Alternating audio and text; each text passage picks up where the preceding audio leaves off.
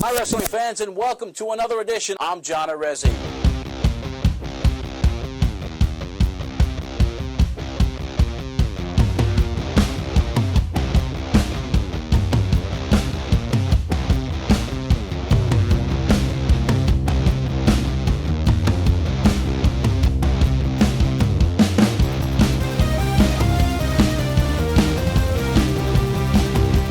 Weighing 225 pounds, John Anthony. Looks like we're all getting a little hot now. Then he's scooped up by the dream.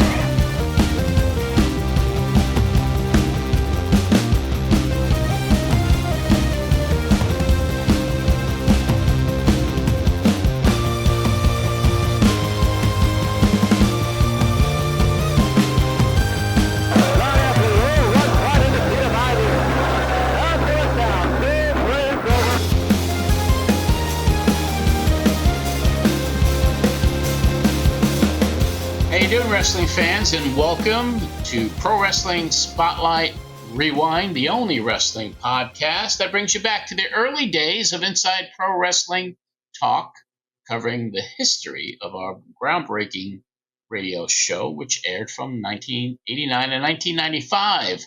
Each week, this program reviews a different show from that era, giving you a look back at all the breaking news stories with the guests that made the news in what was the beginning of an era where talking about the inside of the wrestling business eventually became the wrestling business. On this episode, we're going to review show number 6 of the Pro Wrestling Spotlight, which aired on 1440 WNYG in Babylon, New York on May 14th, 1989. This show is going to have a few special guests on it as well. We pull clips, and then we're going to bring on live with us today a guy that was featured on the show at the time, the youngest wrestling promoter in the business, Mitch Seinfeld. Mitch will help us share some memories of that time period and some fascinating stories, I'm sure, coming up with Mitch. So it's going to be a really good one today. First, I want to tell you about our Patreon. I want to thank the new members for coming aboard over the last week or so. Thank you so much. And I'd like to thank Anthony Pyrus for becoming an executive producer once again, and we'll be bringing him on this show, and the other executive producer, Joe Holloway, as well. The Patreon account is so beneficial. It really is. What I love most about it is the search engine. You can put somebody's name in it, and all the content from that particular personality pops up. If you put Bruno Sammartino in the search engine, you're going to see all the posts with Bruno, video, audio, photographs. It's $5 a month that gets you in the door on our Patreon account, and that gives you the access to all of the archives of the original broadcast of the Pro Wrestling Spotlight and all the podcasts we've done.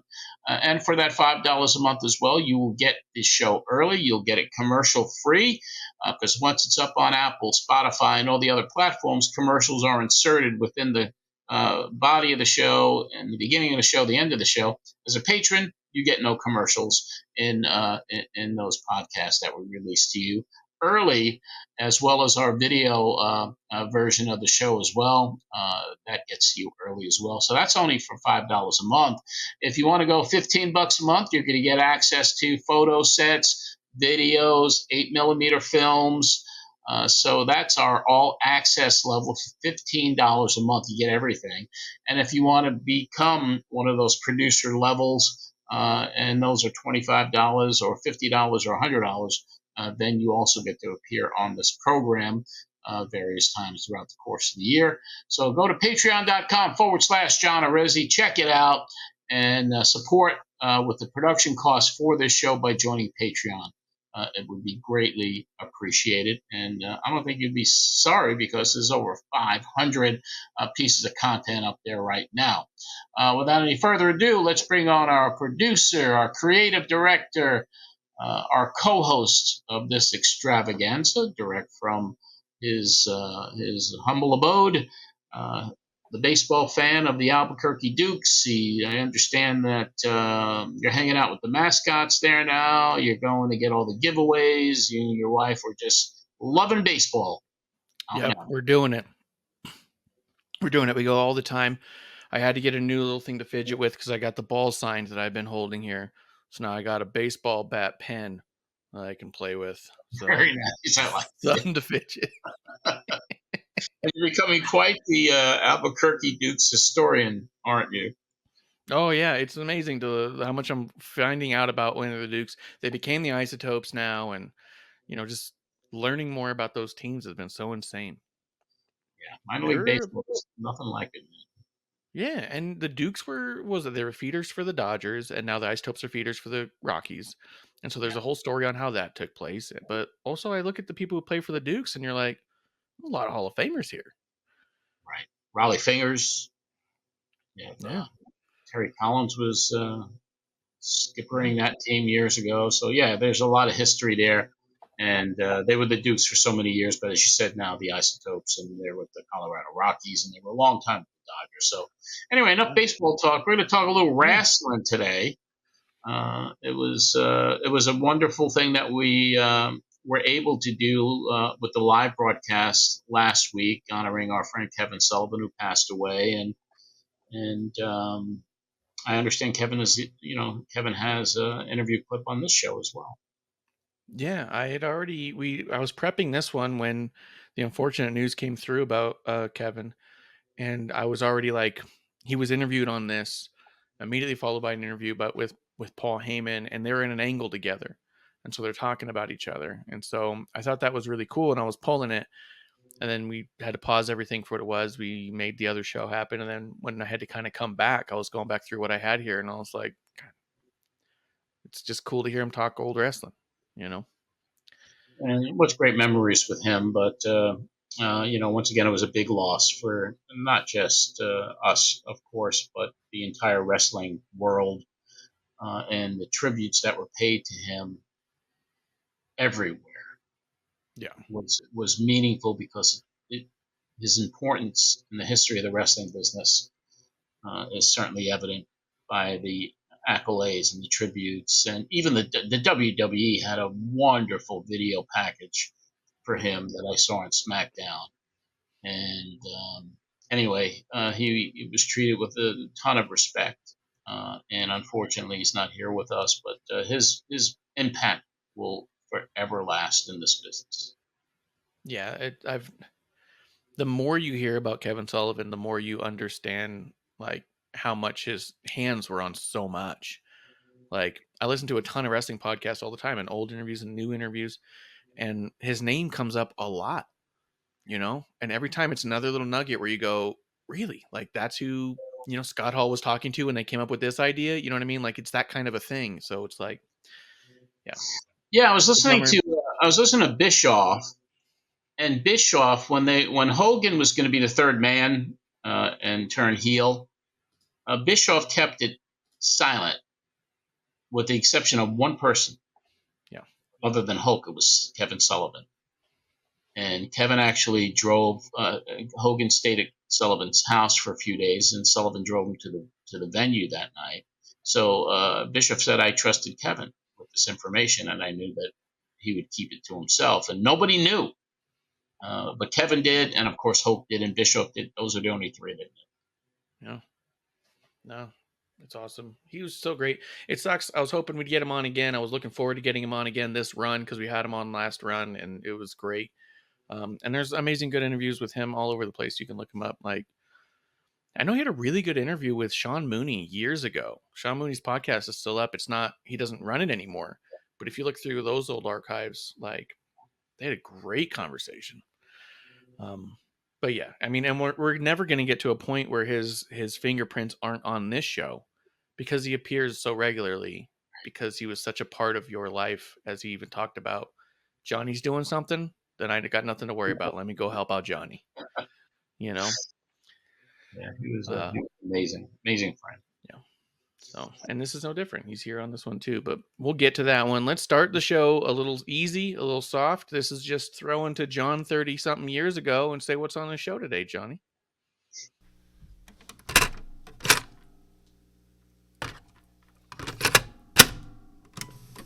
Hello, wrestling fans. This is former pro wrestler John Anthony. Welcome to the special Mother's Day edition of our Pro Wrestling Spotlight here at WNYG 1440 on the AM dial, heard each week from 6 to 8 p.m. We have an exciting 2-hour show lined up for you. We will have a report on last week's NWA pay-per-view show and some of the repercussions that have happened because of that program. We have interviews with Kevin Sullivan, the evil genius of professional wrestling. Also slated, Paul E. Dangerously, to talk about the upcoming tag team title tournament. Also, remember the name of Professor Toru Tanaka. Yes, we do have Mr. Tanaka on with us in an exclusive interview. Tanaka, now an actor, shot a commercial this week with the Power Twins, who are here today in the studio. David Meltzer is expected to join us about 7 p.m. Also, we have other things lined up, including independent reports from Don Liable, a nostalgia segment with Tom Burke from Springfield, Massachusetts. Here in the studio, as I said before, the Power Twins are here to talk about their upcoming shows. The big Battle Royal next week they're involved with. We have a bruised and battered, but also an arrogant Broadway, Sonny Blaze, who last night met Tony Mr. U.S. Atlas in a match that took place in Ossining, New York. Meeble Mouth and... That's Marble Mouth, John. Marble Mouth, Mealy Mouth, and the president of the Boob Wazer fan club, Marty Pereira, is here with us, as well as the G-Man. Host of others in the studio. Your calls at 661-1440 connects you with the Pro Wrestling Spotlight. Let's hear your comments on that big NWA show from last week. We also have many other surprises. We're talking about our first bus trip to New Haven, Connecticut for the big NWA show on June 23rd. It's a Friday night. So we'll be back with more of the Pro Wrestling Spotlight and get this extravaganza underway right after this.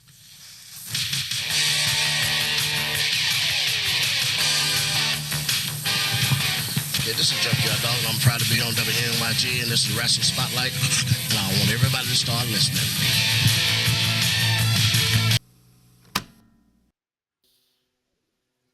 Wow, loaded.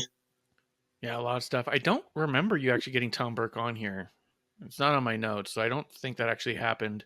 You did get Dave Meltzer. You did get Tanaka. I did not pull clips from both of them because it was pretty... Well, patrons can hear the whole show. I mean, if you go to patreon.com/John Arezzi, I mean, the Tanaka interview, that was the only time he appeared on the show.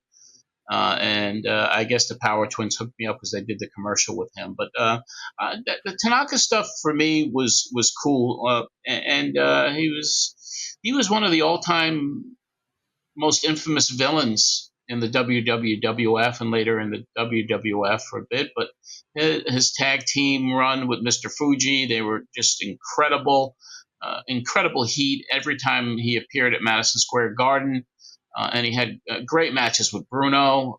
Tanaka was a force, and so yeah, the only appearance by him on Pro Wrestling Spotlight throughout the run. So if you want to hear that interview, go to patreon.com/John Arezzi. You'll enjoy it.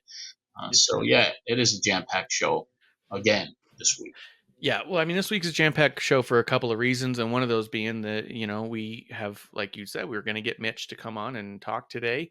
And he's so loaded with stories. I didn't want to load this up with a bunch of stuff like that. But that interview is great. It is really good. You dig into his career with him, but it's just not as funny as some of these other clips. No. This is the hilarious era of Pro Wrestling Spotlight. Yeah. It is filled with characters. You're president of Boob Wazer fan club. You got the Power Twins. You got the G-Man. You got Sonny Blaze in there. I mean, it really was the beginning of this era of the show, which was really character based internally. Yeah, it's crazy. You can hear the feedback of the mics as you guys are trying to situate yourselves. Yeah, like you clearly were all trying to walk around. You can hear the mics getting too close. You can hear chairs rustle. You can hear you get farther away from the mic. Trying to settle in. There's too many people in the studio there. So it was like myself, Power Twins, Marty, Sonny, and believe me, that's a packed studio for the space that we had in that studio in NYG. So yeah, and I'm probably getting like, why are the Twins here every week? Why is Marty in here every week? And it wasn't like you invited them all every time. You didn't just say, they just were there when you got there. They were They there. were just already there waiting. How early would you get to the studio before you had to do the show? Typically about an hour. Oh, there were some situations where I came in 5 minutes before and just jumped in there. So it was, there was no set reason to get there for whatever time, and because the studio wasn't vacated either, because you had to wait for the show before you to get out. Yeah. Most times they were all broker checks and those hosts were in there. Yeah. When these guys would all show up, were they there by the time you got to the studio, or were you getting ready and set up and they'd start? It was all, every week was different. They were there, they'd show up right before. It sounds like in this situation, they were all there waiting on me when I got there. I just love it too, because like you said, at this point you're like, they're here every week. Like, I'm paying for this, and they're taking over the show a lot, and it's not that it's bad, but it is a certain point where I wonder how long this will continue.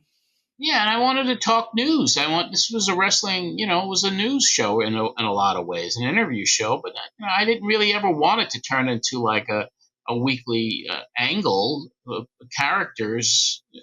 That was not what I wanted to accomplish, and I was worried that the listeners, as small as the number was back then, that they would get tired of it, and that's what started happening. People were not enjoying it because of the invasion of the Power Twins every week.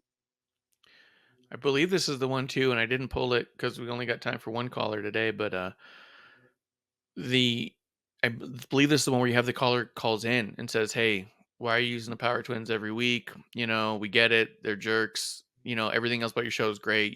You don't need them all the time." Yeah. And then they start to say something. He just like, that was on the air too. Yeah.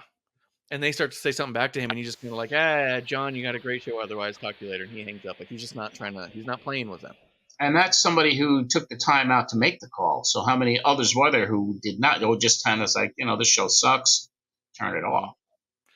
Yeah. I mean, at a certain point too, like, as much as we can get a kick out of them berating some of the fans, you also want to create an environment where the fans feel like they can call in and get an actual conversation. They're not going to just call in and be called an idiot and hung up on. Or get abused. So, yeah, but, listening now 35 years ago, it is cool to listen to it. Yes, it's funny. But yeah, I mean, honestly, that brings us into my second clip here. As we keep rolling along here, the Power Twins get into it with one of your callers and one of my favorites. I'd like to say one thing, John. I think that was a disgusting move that happened in the middle of the ring like that last week. Especially after winning a title. No, I'm talking about when those two guys hugged. They shouldn't be putting that on TV for kids to watch, John. You shouldn't have two men hugging in a ring like that. Yeah, that's... Well, why don't you write... That's not right, John. We'll send a postcard to Ted Turner. You could give him his comments, and maybe he'll... Two men hugging like that. You don't know what it's going to promote, It's John. never happened, though. I think it was sportsmanship. Well, you guys hug over the radio. What's that? Marty, that's it. Get him out of here right now. He opened his mouth already, and that was the end of that. Later in the NWA show, the Road Warriors against Dr. Death, Steve Williams, and Mike Rotundo. Dr. Death, Steve Williams, from this match, Kevin Sullivan's putting the blame on him for what happened. Sullivan and Dan Spivey attacked the special guest referee, Nikita Koloff, and they were disqualified because of that. Steve Williams and Rotundo were. Road Warriors went on disqualification, but at the end of the show, they announced that Jim Hurd, executive director of the NWA, has now stripped them of their titles as the tournament, as I mentioned earlier, now taking place. Final match of the evening saw Hot Stuff Eddie Gilbert and Rick Steiner, who was injured during this match, injured by the First Family, excuse me, not the First Family, but the Varsity Club, Kevin Sullivan, and his partner, Dan Spivey. Rick Steiner has a broken arm, and he'll be out for a period of about 8 weeks because of that. Right now, what we're going to do is we'll take a phone call from, I believe it says Tiger Joe from Babylon. Tiger Joe, welcome to the Pro Wrestling Spotlight. How you doing, John?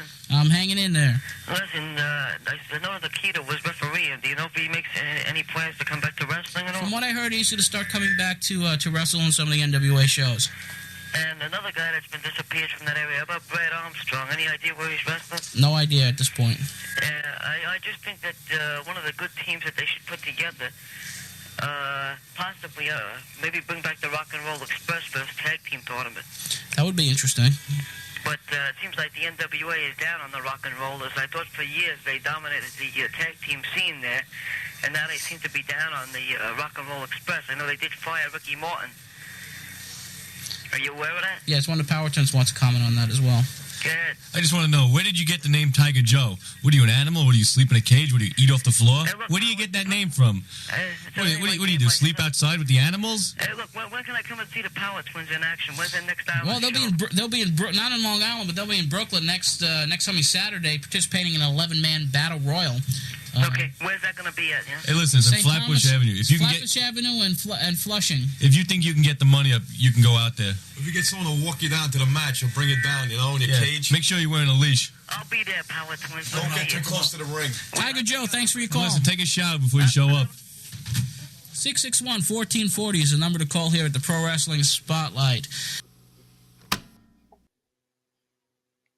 Poor Tiger Joe. Joe. Medina Wrestling, Tiger Joe. Joey's trying hard. He's trying hard, but they brutalized him there. I like the Power Twins. It's something they want to say to you. Oh yeah, go ahead. Yeah, Power Twins. Where can I see it? Yeah. And he was such a cool dude too, because like all he wanted to know is about where all these guys were at. Where's this guy at? Wouldn't these guys make a good team? Like he just loved wrestling. He was the type of dude. I'm sure he had stacks of magazines. You know. Yeah, I'm glad the Twins didn't run him off. No, he was not afraid of the Twins. No, he never was. Because I am the Dean of Wrestling. Yeah. How you doing, Johnny? So good. I still think my hunch is that because you started every episode, and we've heard it every episode, how you doing, wrestling fans? Yeah. I think he called in, how you doing, John? You know? Yeah. It's nice. I think it was a call. So he's endeared himself to me all these years. And we do have a lead. I'm not going to spoil anything. I have not confirmed, but one of our loyal listeners has sent me a message with some information on a possible hit. We might have tracked down a Tiger Joe. We have to see if it's the right guy. No way. Yeah, I'm gonna start making some calls, and we're gonna see. I'll know it immediately. There's no way his voice is different. Wouldn't that be something? It'd be neat. I mean, it's a long shot because really the person put in the name of that we believe to be Joey's name happened to find a hit in West Islip. And it's like, that's not, right, the age range is okay. Yeah. So. It's right next town over from North Babylon. Yeah.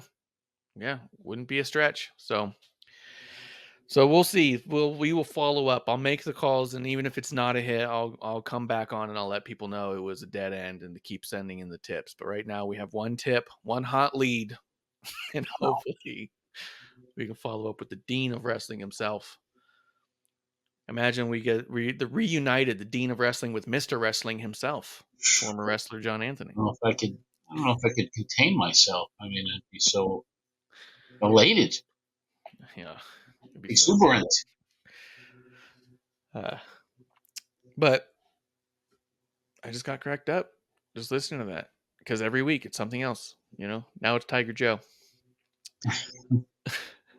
This is when you get a little more kayfabe. You bring in Kevin Sullivan and ask him about what's going on over there. This is him with the varsity. Yep. Kevin Sullivan, he's on the other end of the phone right now. Kevin? Yeah, it's your pleasure, John. You better remember that it's your pleasure, too. Well, Well, I just wanted to mention a few things to you. Yesterday on the TBS Wrestling Show, a few things. First of all, you started elaborating a little bit about what happened last week at the Wrestle War in Nashville. You were kind of indicating that it was Dr. Death, Steve Williams' fault that the title was stripped from you. John, you're so observant. It's brilliant that you know who a member of the Big Eight would be. Obviously, you know, you have followed collegiate sports. You can tell only two types of people that go to Oklahoma, in Oklahoma State or any of the Big Eight conference. They're either baboons or semi-illiterates. Everybody knows that Oklahoma's academic program is null and void, and their athletic program is always on probation. The plan was laid out. He didn't follow it. Simple, cut and dried. He's a bonehead. Well, you know, it appeared to me that he gave it his best shot in there. And also the listeners on the Pro Wrestling Spotlight would tend to agree, but wasn't it your interference that actually caused the stripping of the title? My interference caused the stripping of the title. That's like saying after a car wreck, if you pull someone out of a car wreck and they break their neck, it was because of you. It wasn't because of me. They had the titles lost. I only saved them the embarrassment from a 1, 2, 3. Well, right now the title's up for grabs and the tournament is now starting. Tell us about that. Obviously, Steve Williams is not going to be with the varsity club anymore. Well, I didn't say he wasn't going to be with the varsity club. He's going to be with the varsity club, all right, John, but he's going to be in a menial manner. I think I'll have him collecting the jackets and taking them back to the dressing room. So it's a punishment, in other words. A punishment? Again, it amazes me that you're so quick. A punishment would be a nice way to say it, John. Yes, a punishment. Well, I also, last time I spoke to you in New Haven, Connecticut, you said you had a big surprise in for Rick Steiner. The man is out of action now. Was that your surprise, and maybe putting him out of wrestling? No, that wasn't a surprise. That was just icing on the cake. The big surprise is yet to come. I knew Steiner, and I knew his very weakness. And Steiner has a surprise to come. He's going to pay. In the little bit that we heard is nothing. 3 weeks out is nothing. He's going to pay greatly for leaving me. So your devious mind is even going to come up with something, not even maybe physical pain, but does have to do possibly with some mental anguish? Probably mental anguish, John. I may lock him into a room surrounded by the 4 walls of life-size pictures of you that he has to stare at for eternity. I don't know if that's a punishment or not, Kevin. Oh, it's grave punishment, John.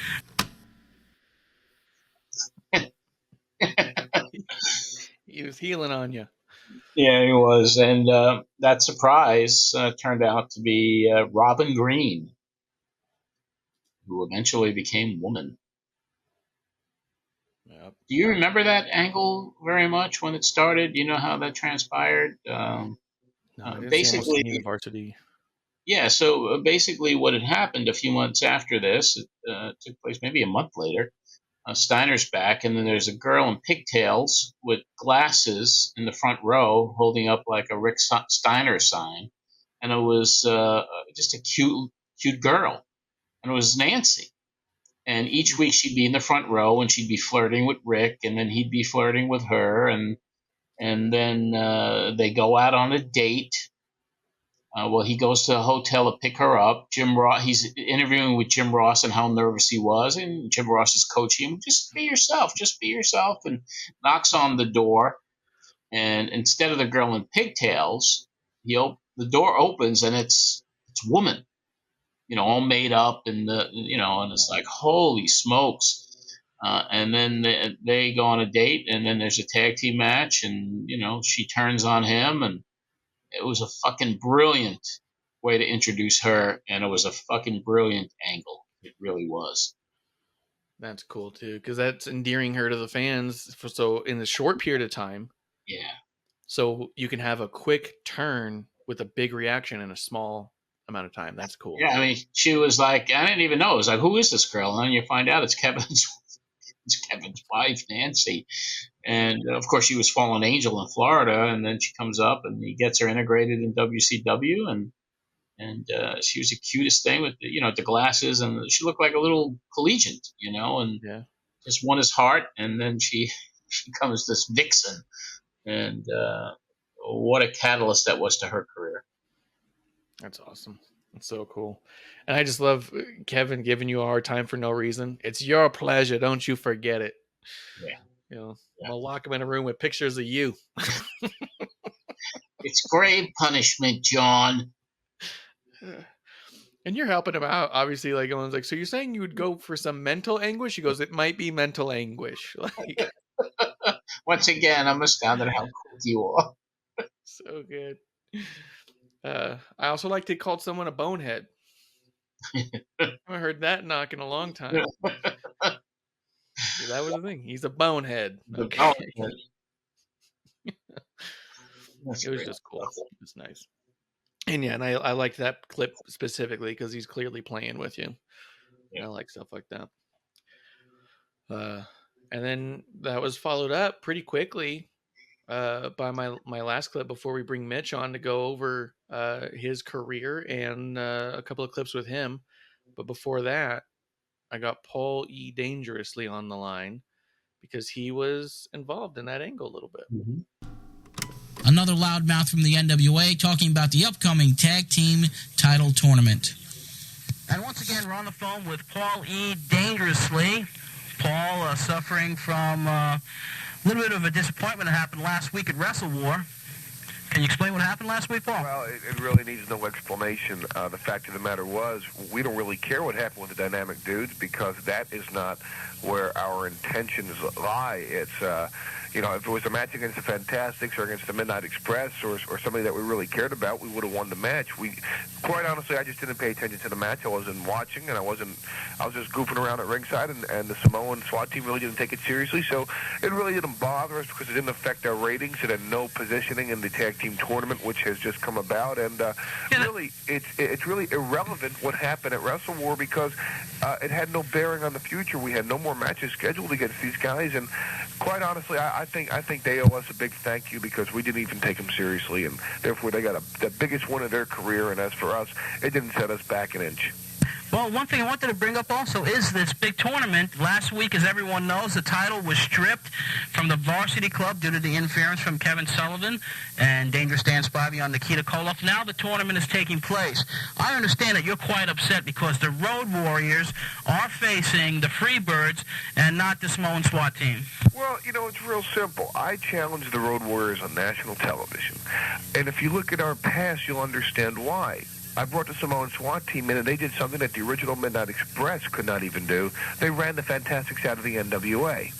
They then did something that no other team in 6 years, including the Road Warriors and including the original Midnight Express, could not do. They ran out Jimmy Cornette and the Midnight Express. So I look around and I think to myself, what other tag team can possibly give us the competition that we so desperately desire? And I look and I see the Road Warriors, who don't have the hunger that they had in 1983, but the Samoan SWAT team has that hunger today in 1989.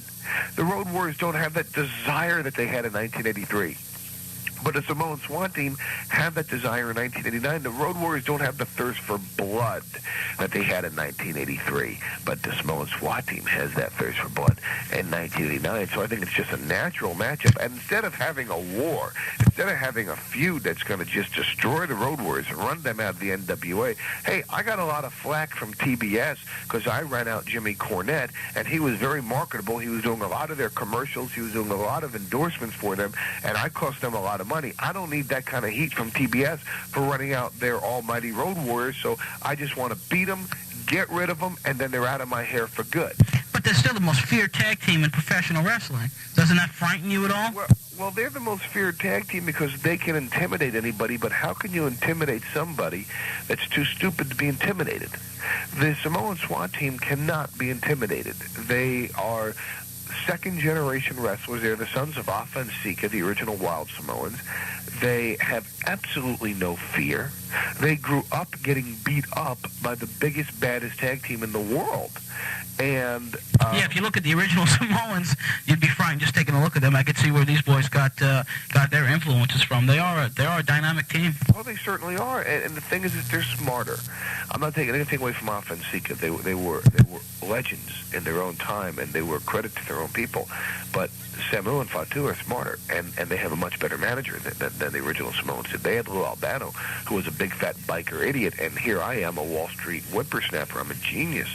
So the fact of the matter is, I don't want to have a feud with the Road Warriors. I don't want to have a war with them, because if and when we do run them out and beat them and knock them out of the NWA, it's going to cost me all sorts of flack from TBS. And besides, when it comes to Paul Ellering, how can you take a guy seriously whose haircut makes it look like his head is going through puberty? He's so quick. What a brilliant guy back then and today, of course. But I still love every conversation with him. Yeah. You can hear so much of the stuff he does now, and you can even hear the way he talks. You can hear then. Like, I can already piece together a few people who are clearly influenced by his way of talking. Mm-hmm. Yeah. You know what I mean? Like, there's a few people that come to mind immediately where you go, oh, they've listened to every one of his interviews with you, at least, because they take from that his mannerisms, his beats, the way that he wraps it back together and stuff. It's just amazing. And look at him pushing the bloodline. Yeah. Yeah. 35 years ago. Yeah. Long-term storytelling. This guy has it. He has it. Did you see the documentary on him on A&E? Have you seen that yet? I don't think so. The biography? I don't think so. I would go look. I think you'd love it. I mean, because it really had a lot of his early days, his days as a photographer. It was well put together. It was probably the best A&E documentary with the WWE that they've done. I loved it. And I saw then they had Becky Lynch, and I saw that, and I thought that was great. But Paul's was just outstanding. It's great. They had a Roman, too, that I think would probably pair with that one very well. Yeah.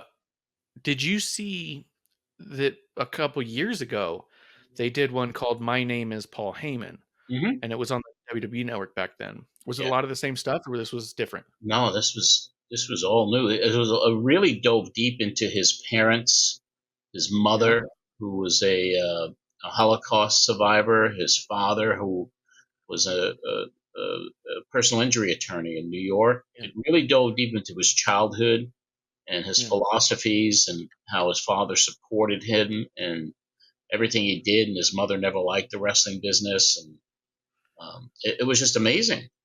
And him with his infant kids and just his whole career and the way they put it together, and capturing the Hall of Fame stuff at the end. It was just it was riveting. It was great, really, really great.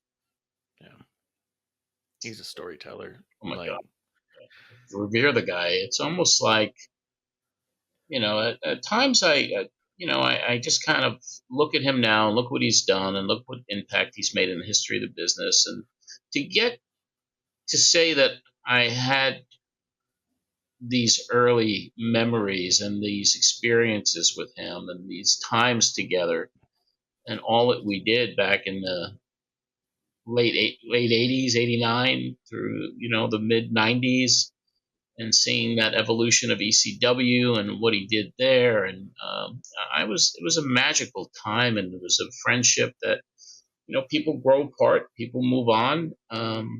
But to think that I had him and Cactus and Kevin and all of these people who are just some of the most iconic figures in the business on this show, a little rinky-dink radio station on Long Island, and then it evolved. But I have to pinch myself sometimes. I'm like, I can't believe what we have in these archives, and it's really a blessing if you look at it. It is, like, because if you didn't have these tapes, who does, right? These interviews are amazing, and to be honest, like, and it's ridiculous, and I'm obviously going to overhype you because you're here, but like these kinds of audios would be amazing for some of these weird backstory things that they're doing now. You know what I mean? Like the fact that Roman and Paul had to cut a promo to explain why Paul might even consider Roman, and then all they had was a couple still images of Paul behind the Wild Samoans one time, and then behind the Samoan SWAT team a second time, and they're like, see, he was with them. But if they actually like played photos with this kind of audio over top of it, I know. they've got me now. This is what makes me better than Captain Lou Albano. Like, you're kind of like, oh shit. Yeah. This is cool. I always wonder why WWE didn't make a more serious play for my stuff. And I'm willing to bet, bottom line, they don't need it. No. It's nice. It's and for would be people like cool. us who love it so much. Like Right? the people who love the wrestling business, the fans who just kind of like, because the fans eat up anything if it's somebody that they revere. And these characters, these guys, these people, the Paul Heymans of the world, and the Mick Foleys of the world, and the Kevin Sullivans, and Nancy, and all of these, Eddie Gilbert, it's just the good ones, Cornette. I mean, it's just like just so much. So that's why I get excited doing the show again, even though I've done it, I lived it, and but this is kind of cool, like repackaging and re-listening, and I look forward to every week with this show now. Yeah, no, I love it, and I think it's amazing, and not that Paul Heyman or Mick Foley would not have made it into the Hall of Fame without you by any means, but I don't think their career looks identical without you and your show. You know what I mean? Like, I'm sure it had been a similar trajectory. They were hardworking, and I don't know how many connections you really made for them as far as any of their bookings, but the time they spent with these and these interviews assisted and helped. And the late night phone calls they had with you shooting the shit about things gave an idea. And so I'm not saying that, I am definitely saying that they would have been where they are now, probably no matter who was in their life. Well, Mick I don't Foley, think it would have been identical. Mick Foley was on a bus trip to Baltimore on our Pro Wrestling Spotlight bus trip going to, I think it was the Bash. And that's when he hooked up with Dusty. Dusty, yeah. Crazy. Yeah. I need a ride to WCW to get booking. But yeah, no, it's just amazing. I mean, and also you talk about Cornette. I can never not think about it. The amount of times he shits on Jim Herd and how Herd was so horrible for the business and how he never wanted anything to do with him ever. We heard last time, and we're going to get to it at this time. After Jim Herd was out of the wrestling business, he came back and Jim Cornette immediately worked with him independently with those phone calls and stuff. So it's kind of like, you didn't have to, you decided to after the fact. Mm-hmm. And I always wondered, apart from the obvious, he was likely getting paid, for someone who was vocal even on your show before he got fired that he didn't like Jim Herd. Then all of a sudden we don't hear about Jim Herd, and then a year later we hear about Jim Herd working with Jim Cornette. We're like, okay, what happened here? Yeah. But it's history. It's there. It's crazy mysteries of the business. It is. Now, to answer some of the crazy mysteries of the business, though, I think we need to get into our guest because he has a lot of great stories. He's got a young, fresh mind. He was 16 at the time he started in the business. Yeah. And he never smoked. And I think that's two unique factors that assist him in remembering certain things. Yeah, I think it's going to be fascinating for the listeners because what great stories he's going to share with us. Yeah. Let's bring him on. And now we're going to bring on a special guest reviewing this crazy episode of Pro Wrestling Spotlight. First, let's bring on Marsh, our producer, our creative director, the co-host of this show. Marsh, another crazy one today. This is good. This one's funny. So we were able to track down Mitch Seinfeld. Mitch was somebody that I've known for 35 years. As a matter of fact, we spoke last week, and he's the one that told me about Kevin being taken off life support. And even though we're reviewing a show from 35 years ago, I think we'll reminisce a little with Mitch about Kevin as well. So let's bring him on. Yeah, let's do it. There he is. Hi, guys. How are you? Doing How you good. doing? Good to see you, John. Nice to meet you, Marsh.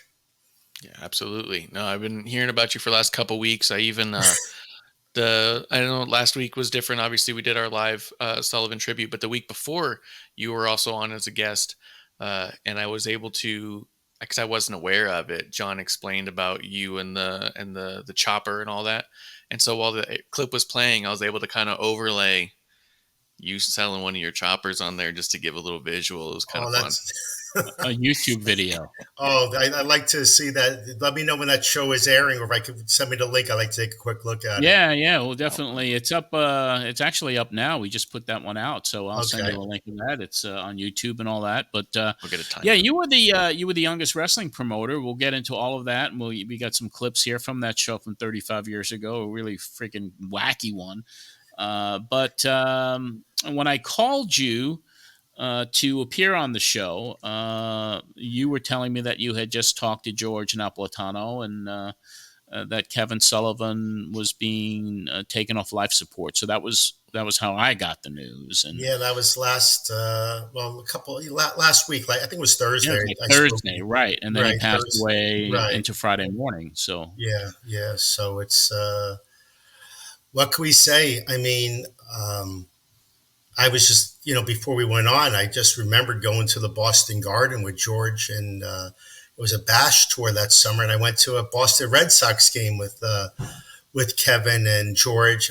Probably Nancy was there, but it was 35 years ago, but I do remember. And then that night at the Boston Garden, Kevin wrestled. I looked it up to remember, just to refresh myself. He wrestled Rick Steiner, and Marvin Hagler was in the front row. And I remember Kevin told that story, but I remember I was there that day. And, I went with Kevin to Shea Stadium one day. George calls me up. He says, you're taking Kevin and his son Ben to a Met game. So I picked him up. We went to Shea Stadium, and Kevin was always he's a great guy. I mean, his persona as the devil, it's the greatest stuff he's ever presented, the Florida stuff. But in person, he actually is a real mensch. He really was a nice guy to his friends, and he was always warming. He never would tell anyone, he wasn't a miserable heel. He actually, two different people, but he was just great. He will definitely be missed. Yeah. Did you ever book him on any of your shows? No. He's still with WCW pretty entrenched. Yeah, by the time I finished up in '89, that was when I did the More Than Danny show, which actually I think aired like the 3rd of July of that year. But it was filmed before that. But '89, I was a full-time pitchman. I was in it, and I would still go with George because George is, my friendship with George. I'd still go to the matches, and I'd always hang around Ted Petty. And when Paul Heyman opened up ECW, I would go see Paul because they're all my guy, friends. But by '89, the summer of '89, I was full pitching. Yeah, so this was like towards what we're going to review today was actually from May. So these were kind of your last shows before you got out. Yeah, if it was the May show that I'm thinking about, Battle Royal. It was the Jaggers against the Cheetah Kid on the show. I forgot. I know the show probably we're talking about was St. Thomas Aquinas. Yeah. And I remember we had a battle royal there, and Pete, Taz, he's Taz, but to me, he'll always be Pete. He wrestled Sonny, your guy, Sonny, and you were the manager. Right, and I took if this is the same show, I'm trying to remember. It's the same show. Okay, so stuff comes back to me. I do remember the show at St. Thomas, and maybe Kamala was on that show. Mm-hmm. Kamala and Jay Strongbow you booked together. Yeah, I remember, I remember it was Jaggers and the Cheetah Kid and Crazy Don Rock, and I think he might have wrestled the guy Duke Snyder, Duke Pitbull. Yeah. I forgot, but it was good times back then. We had a lot of fun. No one made any money, but we had fun. No one ever made money back then. Let's go back in time. Marsh, go ahead, take it away, man. Yeah, so we do have the first clip of you coming on and saying it. I do want to ask you, because you guys mentioned it a few times here, and you already mentioned it once. you were the youngest promoter in the country that you guys were aware of, right? Like, Well, how old are you? I was 16 when I promoted my first wrestling show, and I didn't even have a driver's license, and that was in June 27th, that Friday, or 1986, whatever the Friday was, either 26th or 27th. I promoted my first wrestling show at 16. Now, I did find out years later that I think Bobby Fulton ran some backyard shows or something when he was a teenager. But as far as I knew at that time, I was the youngest guy doing shows. I couldn't even have the license was actually my mother's name. I couldn't even drive. And I booked my first show, and on that show, if I remember correctly, I had Ivan Putski, Bobby Duncombe, the Samoans. I had the Tonga Kid, Ox Baker, Wendy Richter, Jules Strongbow. I mean, at that time, it was a pretty stacked card, and quite a few of them all ended up in the WWE Hall of Fame. Yes. You know, with the Samoans and Wendy Richter, and I had a young wrestler. What was Rodney's name back then? He was the Great Kokina, who later became Yokozuna, and he was on my first show. And he was probably 16 or 17 at the time. He was probably the same age as I was, maybe a year older. Yeah. I mean, all those Samoans start real young. And I remember when the ring truck came, it was Abe Lincoln. Oh, no. And the other person who brought the ring was a young Lloyd Anoa'i, who became L.A. Smooth. And Lloyd has different names that he wrestles under, you know. And I still talk to Lloyd all the time. That's Alpha's youngest son. But those are the two guys that set up the ring on my first show. Tell everybody who Abe Lincoln was, please. So Abe was a guy from Queens, New York, nice guy. Maybe he weighed 115 pounds soaking wet. But he was the ring crew for the old WWF back in the day. He would go to all these local shows and bring the ring. And something happened with Tony Altamori, Abe, and something else where they got rid of Abe. And he ended up working with Alpha for quite a few years before he got back, setting up the ring and stuff. He would do the concessions, sell the tickets, sell the program. He happened to have a really good heart. But there was a famous episode of TNT, Tuesday Night Titans, where they brought a guy in to give him a haircut, Ken Patera and John Studd. Because they were going to shave Andre, and it was Abe Lincoln. They took this guy who had this long, like a ZZ Top type beard and a long hair. They shaved him on television. Yeah, because they called him Abe Lincoln because his facial features, he looked like Abe Lincoln. Yeah, but he was small. He wasn't a tall guy. No. His real name was Bob Shremick. Yeah. I do remember that TNT episode because it was kind of a shoot in a way because he didn't know that he was going to get his hair shaved, his beard shaved on TNT. And McMahon is like laughing hysterically. Everyone was going on. And McMahon is like, "What are you doing to him? What are you doing to him?" And they're like, a little bit more. You missed a spot. So if you go on YouTube and look for TNT or go on Peacock, the episode is there. It's still available. Absolutely. But his real name was Bob Shremick, and he lived in Queens Village right behind the precinct. The house was right there. That was his family's house. Abe Lincoln. Yeah, and then years later, Abe would actually work for me at the flea markets and stuff, selling some schlock before I became a full-time pitchman. Amazing stuff. Him and Captain Lenny are in the Hall of Fame for sure. Oh man. Well, listen, you got Elliot, you got Yo-Yo, Pete Yo-Yo, the other one. I mean, there's a whole group of them.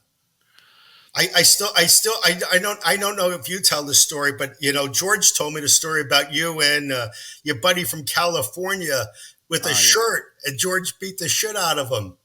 Yeah, it was Mike Lano.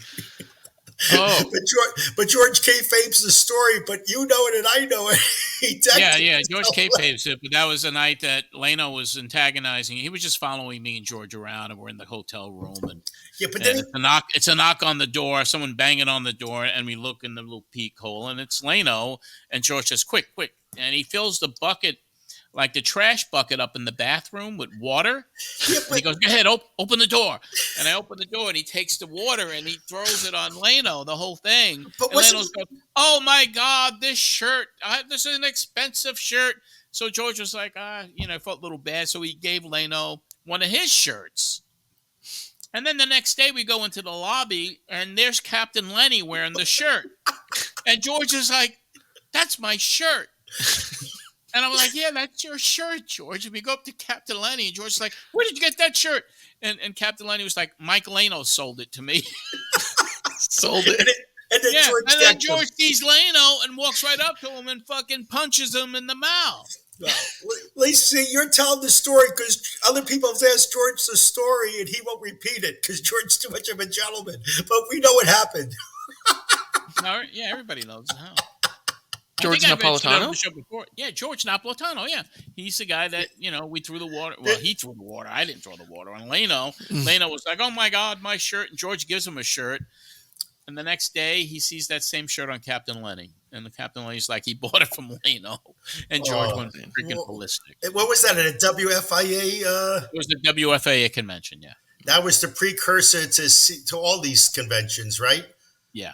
It was just small fan gatherings, but anyway, that's pretty cool stuff. Mitch, I got a question for you because Sure. John's brought it up before too. That especially because he likes to shut down innocent callers 30 years ago, where someone's like, "How do I break into the business?" Or has even had somebody who's like, "That caller's so good, he should be a promoter."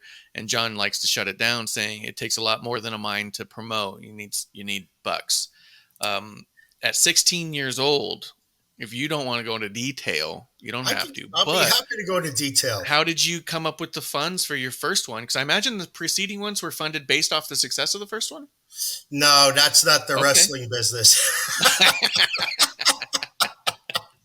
I wish it was. I wanted to be a promoter. My family came up, loaned me the money to run my first show. They invested in me. I had an idea, sell tickets. Everything looks great on paper. Yeah. So, when you look at it, but back then there was no Facebook. I'm a kid. I'm buying ads in newspapers. I became friends with someone who had a local radio show in New Jersey. My first job, I was a stock boy in JCPenney, going back. And it was a guy named Earl the Pearl. And it was some little WRAN. They just came back to me up in Randolph, New Jersey. He had a little sports show where he would talk about horse racing and sports. And he helped me promote the show. But I was buying ads in like the Star Ledger, the Daily Record, different papers. I had no idea what rack rates were, nothing. No one taught me anything. In the beginning, I bought the first show through AFA. So AFA sold me a package. This is how much it's going to cost, this and that. And I didn't have a pencil and paper figuring ring was 500, some AFA put the whole show together. That's probably why we had, four Samoans on the show. But that's amazing because we've also always heard that in different ways that no one got into the wrestling business without going through the Samoans. And it's really cool that you, as the youngest promoter, that they backed you to get you into the wrestling business. Well, listen, as far as AFA was, I used some work with the money. We were going to sell the show. And then AFA became very close to me, He took a liking to me. AFA, Johnny Rods, they were, and my closest friend all these years was Ted Petty, who was Rocco Rock, the Cheetah Kid. And Teddy, we bonded immediately. And Teddy wasn't on my first show. Gary Capetta introduced me to Teddy after the first show. And we just bonded after that. But, you learn. And there's like all sorts of guys. And as time went on, you don't have to fly in guys from down south. There were enough guys locally in New Jersey and different places to run a show. But you live and you learn. It's a learning proposition. No one's going to smarten you up the first day. I didn't call a finish in the N1 match. I wasn't going to say Putski's going to go over with the Polish hammer on Bobby Duncombe. Everything was, very respected of the business. I wasn't in a locker room listening to anything. I was running the show. And as time went on, my second show, I had Sergeant Slaughter in the main event. And he was $2,500 back then to book Sergeant Slaughter on a wrestling show. But I found this Carmine Despirito, if you remember Carmine, John, I became friends with Carmine, and he was like, "Oh, this guy at a local hospital has an association. Why don't you sell him a wrestling show in Union?" And the guy only knew one name. He knew Sergeant Slaughter. So Slaughter was $2,500. He made more money than I did, but I sold the guy a show. And just, you learn. You learn who the local guys are, and a lot of recommendations. Friends always help friends in this business. I'm going to play this clip for you, but I got one more question for you. Just because I love the idea that you were just the youngest promoter and everyone, because that's just it is. By episode 1, they'd already talked about Mitch Seinfeld, the youngest promoter. So we don't get a backstory on how we got here, right? Sure. At 16, you just said that you didn't like call the finishes. Were you smart to the business? Like, did you know that there's a booker who makes those decisions? I had an idea, but my second show, I booked the matches, but I let the guys work it out themselves. So you didn't have I knew Slaughter was working with Tommy Urbanski as the Mad Russian. Tommy's just gonna get pinned. It's not that there was nothing to call in these independent shows. As time went on, we would get together, like I'd be with Jaggers or Pops, and we'd lay out the show, or Johnny Rods. But I don't have to work out all the details because these are independent shows. You never know if you're going back there. Yeah. And you want to make guys happy, Some guys, listen, if the guy sold 150 tickets to his friends, he ain't doing a job. Yeah. He brought in money. Yeah. And that was important back then. I remember, just to go back, when we had a show in Canarsie High School, and it was Tony Atlas versus Abby, and Johnny had his students were on the show, and had these two brothers who he would call the Twin Towers, the Storts brothers, and Larry and David, who John is very friendly with, and I love Larry and David. They're great guys. They got pissed at Johnny. In fact, later on in your show, they went after Johnny with that because they were trying to copy the name. They call them Power Twins. And those are the names that Larry and David were using. But these guys had a sponsor in Brooklyn who wanted to be in the wrestling business. It was a friend of Johnny's, and he put up the money. He actually bought, I think, like 300 tickets for these guys to wrestle on a show in Brooklyn. So Johnny made sure that they were predominantly in the show. In fact, on the second show when we went back, Johnny did a little business, so he would be like in a 6-man tag with his students against the Iron Sheik, Abby. I think it ended up with I forgot who the third guy was. Maybe it was Luke Graham or something. But we manipulate just so they could come back with something. But most independent shows give the people a good show. You might go back in 6 months. You're not going back to a place week after week. Yeah, it's just too much. You filled in the missing piece there, because we just replayed in an episode or two ago the phone call Johnny Rods called into the show. I remember. I might have been in the studio with you. I heard the show, and Larry and David went off on him. Right, they were shooting with him, and we were like, "What was the reason behind that?" If Larry and David ever smarted you up, that's probably the reason. Because I do know that David Schultz booked something up in Calgary, and the twins were up there with Johnny, and I think Mike Sundak, was Mike Sundance at that time. They all went up.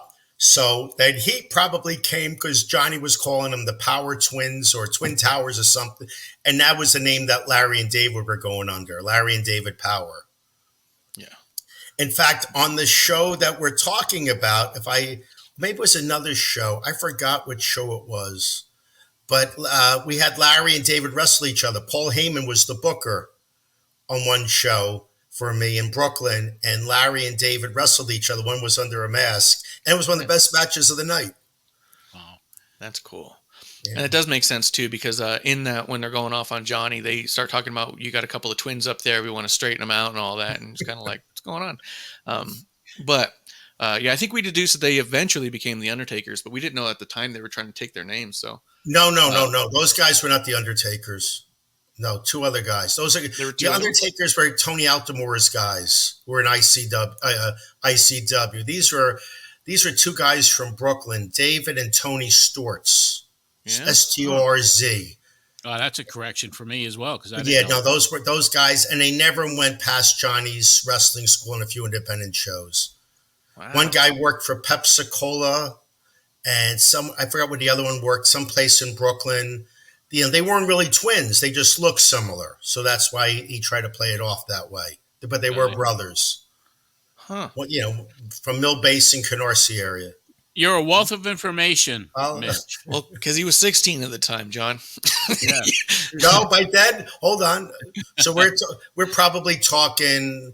I graduated Canarsie High School in '87, and 5 months later, I promoted a wrestling show there. So I was probably 17, not 18 yet. Maybe.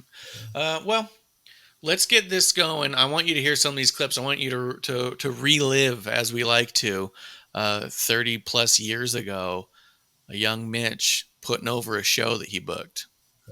I'm looking forward to it. But I understand on the telephone we have Mitch Seinfeld, who's the promoter of this big show Saturday that the Power Twins will be appearing on, and let's get to Mitch right now. Mitch, you're on the air. How you doing, John? Doing pretty good. How are you doing? We're doing fine. I know you're getting ready for the big show upcoming this weekend. Yes, next Saturday night in Brooklyn, New York, St. Thomas Aquinas Gym. Tell us about it. 9 all-star matches, main event. First time ever in Brooklyn.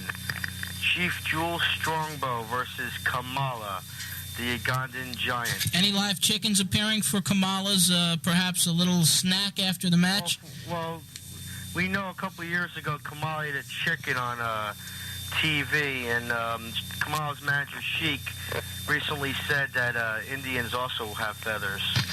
That's true, they do. And then, I don't know if you saw that atrocious Texas bull rope match at the NWA tried to put on last week, but we're going to have a real bull rope match in Brooklyn, the first time ever in Brooklyn for the IWA World title between the Cheetah Kid and Hangman Bobby Jaggers. That'll be an exciting event. As you know, Bobby Jaggers is undefeated in bull rope matches, so it'll be very interesting. Then we have the $5,000 King of Brooklyn Battle Royal. It's billed as the King of Brooklyn. King of Brooklyn. And some of the participants. We have a man from Brooklyn who stands 6 foot 9 inches tall, weighs close to 450 pounds. He calls himself Bialo the Giant. We have Larry and David, the Power Twins. Sitting right here and chomping at the bit to have some comments at you. All right, we're going to have Crazy Don Rock, who is from Island Park, New York. We're going to have Black Gorman in there, the Commando, Mike Sundance, Carmen Albano, Duke Pitbull Snyder. It's a very strong battle royal. And then we're going to have the midgets and 5 other matches. The Irish Leprechaun against Little Louie? Yes. That will be a real exciting match. We've had it about on 6 times. This would be with the midgets, and they put on a hell of a show. Well, the Power Twins are here, and I'd like to comment on a couple of things that you mentioned. Okay. Did you scrape up any competition for us this time, Mitch? Well, as you know, you're going to be wrestling Mike Sundance from Venice, California, and the nephew of Captain Lou Albano, Carmen Albano. No contest. Another easy night. But I want to tell you one thing, Mitch. If you listen up close, that fat slob, Bialo the Giant, that refugee from the Dick Gregory Bahamian School of Fatness, if you don't feed him before we go into the match with him, we're not going in. I don't want that guy even coming near me if he hasn't eaten yet. Which guy? I didn't hear what you said. The fat slob, Bialo the Giant. I heard he's the only guy that went to the Dick Gregory School of Fatness and gained weight. I don't want that slob near us unless he's already eaten. Well, one of the before he gets in the match with us, all right, Mitch? Yes, but right now, what I like to introduce, I don't know if John Anthony knows, I have the person who will be wrestling Bialo the Giant next week on the card. Who would that be, Mitch? Who's wrestling Bialo the Giant? You got another fat guy? Crazy Don Rock is on the line right now, and as you know, Don Rock was recently released after lengthy observation at Bellevue Hospital. Don.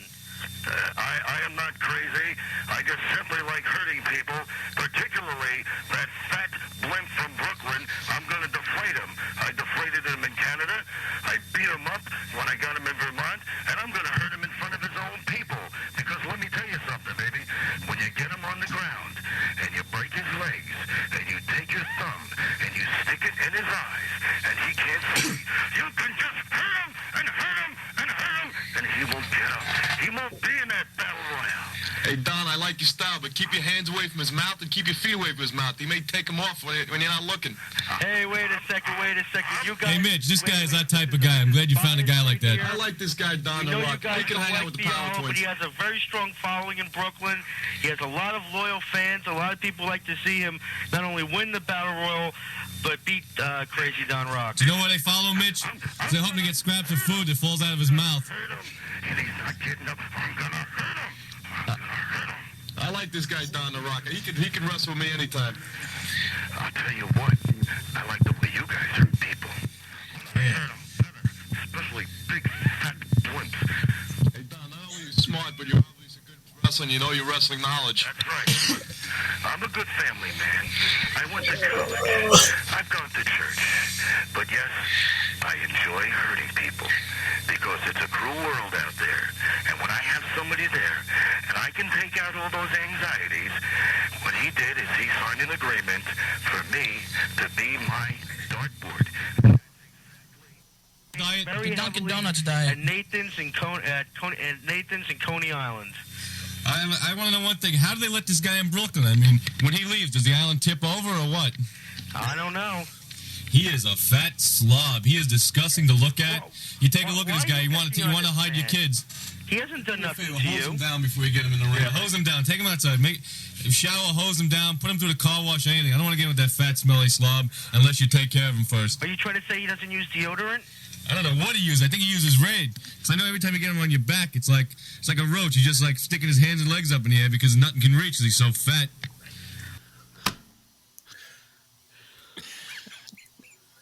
That's classic shit, man. Yeah, it was John Anthony. It was not John Arezzi. I forgot.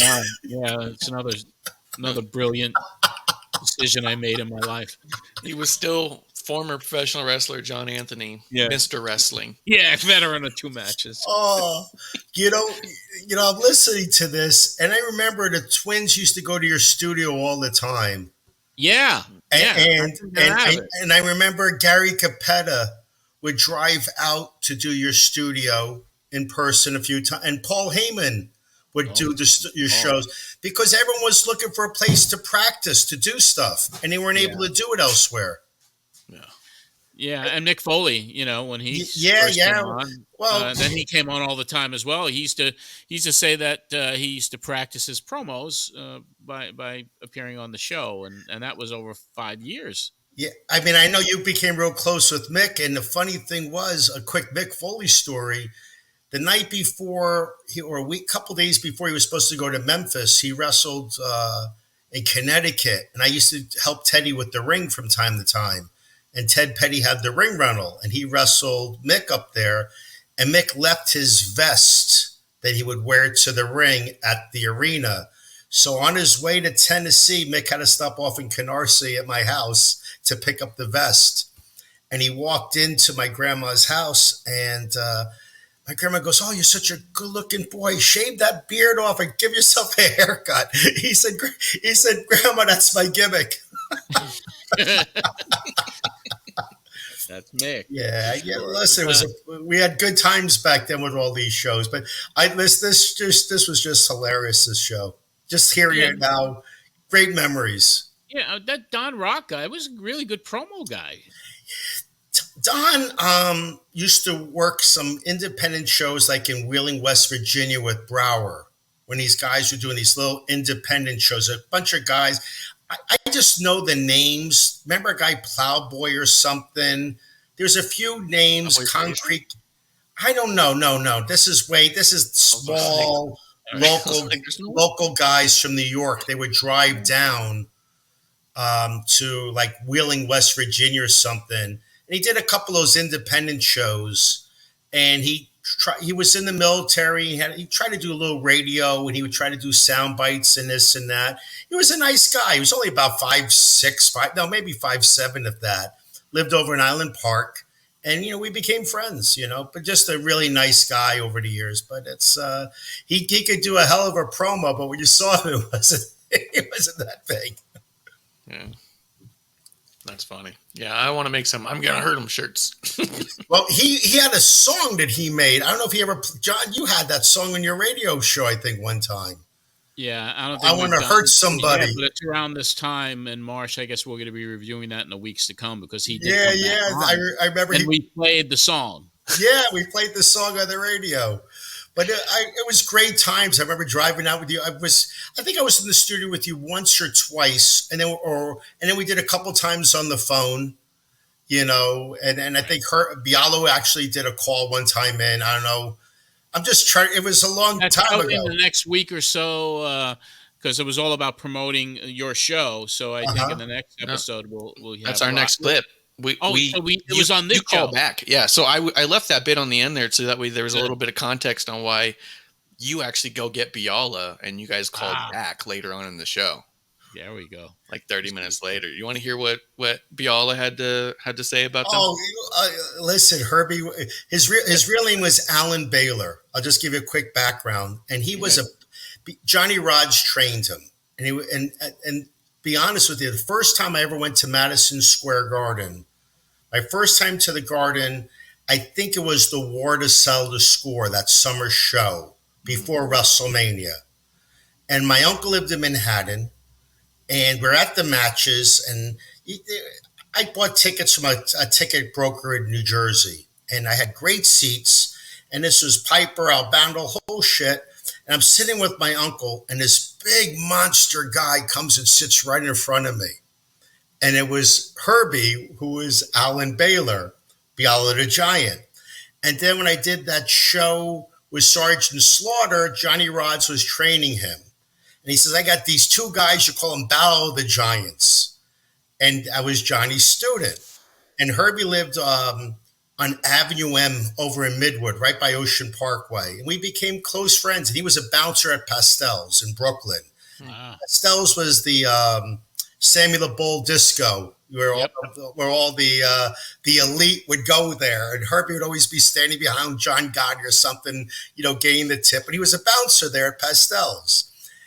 And he died. That was a Gambino hangout. Yeah, but and Herbie, he died of a heart attack, but he was also in a Steven Seagal movie. They got him in the one in Brooklyn with where it's the Bobby was a cop or something, and I forgot the movie with Steven Seagal, but Herbie played the bodyguard for the Don while the guy's in the pool, and Herbie had a little part in that movie. But Herbie was a great guy, nicest guy in the world. But it was just funny. Guy who sat in front of me at Madison Square Garden, first time I'm there, I become close with, just a small world.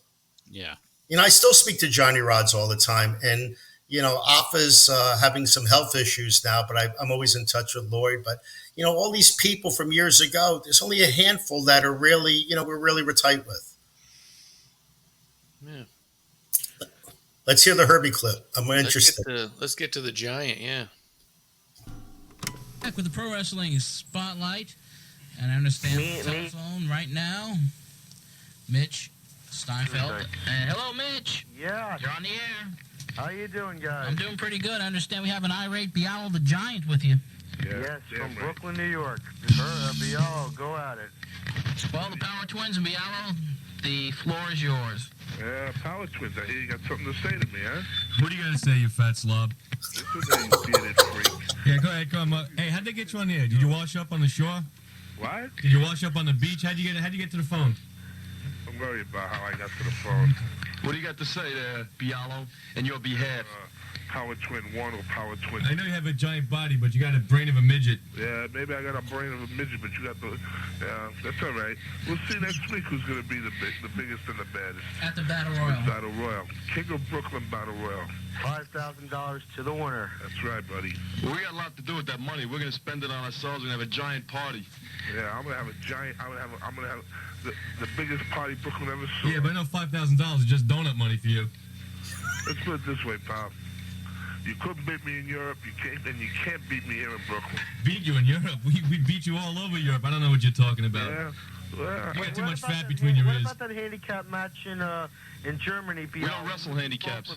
Yeah, he was. We're handicapped. He's a mental midget. We're the ones with the brains. They don't talk about when I beat the two of them into the mat. No, you never beat us. Stop dreaming. Will you get the fat off your brain? We beat you all over Germany, and there's no question about That it. beard was strung too tight around your face there, fella. Well, we're going to do all our talking in the ring, all right? Let me tell you something. Tell Mitch to throw you a few fish if you go in the ring, because we don't want you hungry when you're in there, and hose down if you get out there, right? We want your stinky body all over us. So take him outside, tell him to put you in the car wash, or just hose you down, and have a few fish before you get out there. Bialo, are you going to stand for this? I do my talking in the ring, Mitch. He can't stand up. His knees can't handle it. Let them run their mouth. Well, what about their manager? That manager's nothing but a little runt. He ain't going to do nothing but hide. Don't ever call him manager. You haven't seen him. Don't ever call him manager little. Yeah, we'll see what happens in Brooklyn. And run and hide. Because if he interferes, I'm going to give him nothing but I'm going to give him the B-52 right into the corner. Yeah, we'll see. I'd like to see you and our manager get together. It'd be the splash of the Titans. So just wait. Now, let me just tell you, next week you got no chance. All thing to say is load up on all the donuts and fish you can before you get out there. Hose your fat body down, because we're just going to beat you into the mat. You fat slob. Any other comments? I'll do my talking in the ring next week there with the little weasel of a manager that you. All right, we'll see what happens. Make sure you ain't talking Dunkin' Donuts. All right. Both of you, we'll see you Saturday in the ring.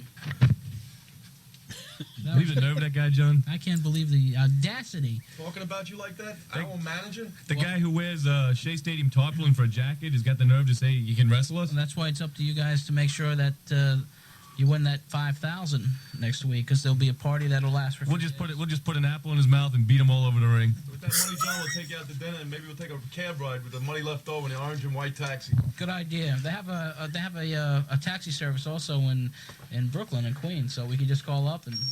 Sure you can fit you a taxi? We need a tow truck, John. Excuse me? You sure you can get you a taxi, or do we need a tow truck? No, limousine, please. Okay, that's fine with us, John. Oh, early days. Funny stuff. So Bialo wasn't the greatest talker. No, Herbie was just a lovable guy. a lot of good times with Herbie. I like that moment where they're like, "Oh, he's like, you might be a giant, but you're a mental midget." And he goes, "I might have the mind of a midget, but that's all right." you know, Herbie was a lovable guy. In fact, he Johnny. He was trained by Johnny, and one time he went to a Halloween party with his wrestling gear on, and he got back to Johnny. Johnny was pissed. and then another time, I'll tell you a quick story about Herbie. We went to the Garden a couple of times, and after the Garden, everyone would go up to the Ramada. And he used to bring his wrestling gear with him in my car, just like he thought maybe they needed a wrestler, he could work in the Garden. And one day, they broke into my car, and we found the bag on the street. They didn't touch his, they took out the bag with the gear and his boots and everything. They broke into my car back then, up on 48th and 8th. It was a shit neighborhood around there back then, but it was, just funny stuff. Wait, so they took your car but left the bag? No, they broke into my car because he left his bag in the back seat. They saw something. Yeah. And it was his wrestling gear. What are they going to do with wrestling gear? They were looking for, they're looking for something they could sell off real quick. Who needs a size whatever you had 14 boot and a big burlap sack that he used to wrestle? Big guy. Herbie was a big guy. What was he, like 400 or 500? Yeah, I remember once we went over someone's house. We both sat on the couch and started to crack. I jumped up.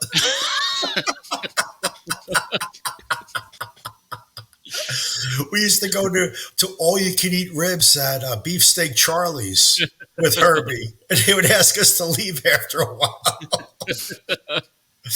And I mean, just back. I mean, and here in the show, I mean, Kamala. I was friends with James all the way up till he passed. He slept over my house one time.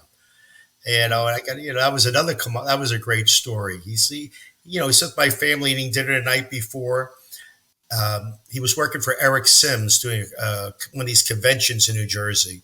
And the next morning, I had to do a fair with my wife. So we left because I'm a pitchman. You know, I have to work on the weekends. And my mother-in-law's over with my father-in-law. And Kamala comes down the stairs with the makeup on and scares the shit out of my mother-in-law. Full Kamala makeup. She comes down, and my son Gabe was lying on the couch. So, you know, if he would have saw James put on the makeup, he wouldn't have been afraid. But if he sees this, he'd be scared shitless. So I'm talking to James. He's talking real quietly. Oh, Mama made me some eggs. I don't want to wake up Gabe. Wow, what great stories, man. Oh, listen, it was good time. And Jaggers was also a close friend, you know. But, you know, listen, none of these people are here no more. This is it. As we're getting older, our friends are leaving us. Yeah. You know, these are the people who, you know, I'll put you over, John. That tour that you did that time of the Philippines with all that talent, that was amazing what you pulled off with that whole thing. I don't know how much money you made. It was a lot of people. Hope you did well with it. Yeah, we sold it similar to how Alpha used to sell you shows. We sold it to promoters. Yeah. But $250,000. It was a $250,000 guarantee. Yeah, but you had a lot of talent on there and a lot of guys, and it's a lot of expense. But what I'm saying to you, yeah, I pretty well. That actually was my biggest payday ever in the wrestling business. It really sustained me almost for the entire year of 1993. But all those friends who you brought, and with your booking, what you brought, and the guys you brought, all those people you could trust. It was a loaded tour with people that I liked. The only one that gave me a problem really was Jake. Right. So, because, you know, some of these guys go places and they're a nightmare and they're a prima donna. And you don't want to do business with them. We were reviewing that, obviously, with the Kevin Sullivan tribute. And everyone, it was like even on the plane ride. I mean, everyone, they went happy. They had a great time there. And they came home happy. And everyone got paid a really nice rate. Yeah. I mean, and I remember one of the matches was on YouTube of Teddy with one of the midgets. Yeah, with the lady with it was like a midget, power twin, woman, a twin, and a guy. Right. Yeah, so and the other side was an 8-person tag. Right, it was an 8-person tag, and the other team was one. So you had both the power twins wrestling each other. Yep. You had Teddy and Conan. Teddy and Conan, and Wendy Richter and Medusa. Okay, I mean, so it was like all pros. And it was hilarious. It was a great match. We were like, and I don't know who came up with the concept. I don't know if it was Sullivan or Paulie, because Paulie was with us. Yeah. So it could have been one of them. It was like, because we were in the same venue for a week, and we had matinee in the day and an evening show on the weekends. So we had to be creative on the booking. So what happened with Johnny Grunge, Mike? With Imelda Marcos, whatever, he crashed the party or something? He crashed the party, yeah. And it was at the Manila Hotel, and she had a big function or a party there, and all of a sudden he just goes into the party and hangs out. And what wound up happening is that her grandkids they came to the wrestling show the next day. Okay. But she didn't go. Okay. That was him. That was kind of, it was like, you did what? That's Mike. And he said, yeah, I think the grandkids are coming to the show and whatever. I was like, what balls? But it was kind of cool. He was wild. Also, he was wild on that tour. And Mike liked to indulge a lot. Oh my God. And here's I've never even mentioned this before. I don't even know if I should, but I got a knock on my door at the Manila Hotel. I got a knock on my door, and I opened it up, and there were two beautiful ladies there. Okay. You know, and I guess he called some service or something to get two ladies, and I was like, no, I'm Johnny. I'm John. So I confiscated them.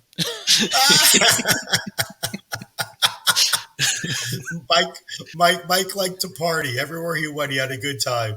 Yeah, it was a great tour. Him and Teddy together, and we got the ring from Teddy and Sullivan and Nancy and Conan and Bob Orton and Valentine and Powers of Pain, and it was just It was loaded. Oh my God! And Rick, you brought Rick over there too, right?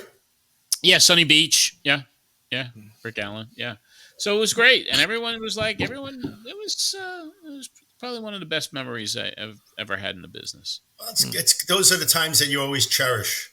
Yeah, especially now that so many are gone, and it's crazy. But anyway, that was the club. Anything else we got, Marsh? That's it we have for that. I just got a last question for you. You said you stomped in '89, but you'd only been doing it a couple of years. Was there like a bad experience that you did, or you just didn't feel like it was going to keep going the way you wanted? Okay, so here's the story how Mitch Seinfeld became the pitchman. Through George would introduce me to Lonnie Hanover, who John also met through George.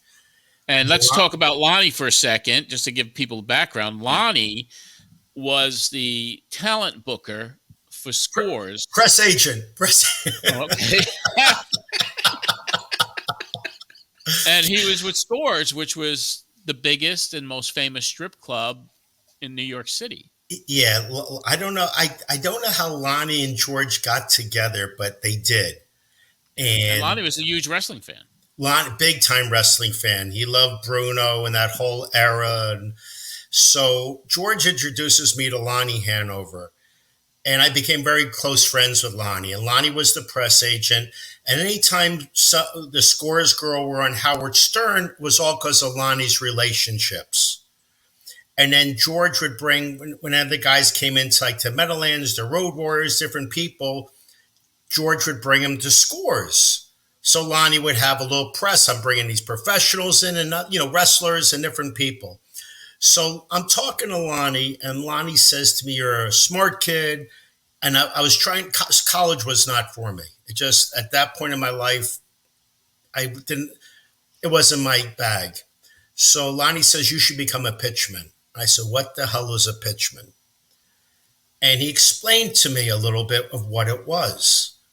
And I started demonstrating some products. I had no idea what I was doing, but I figured out a little something. I had enough personality.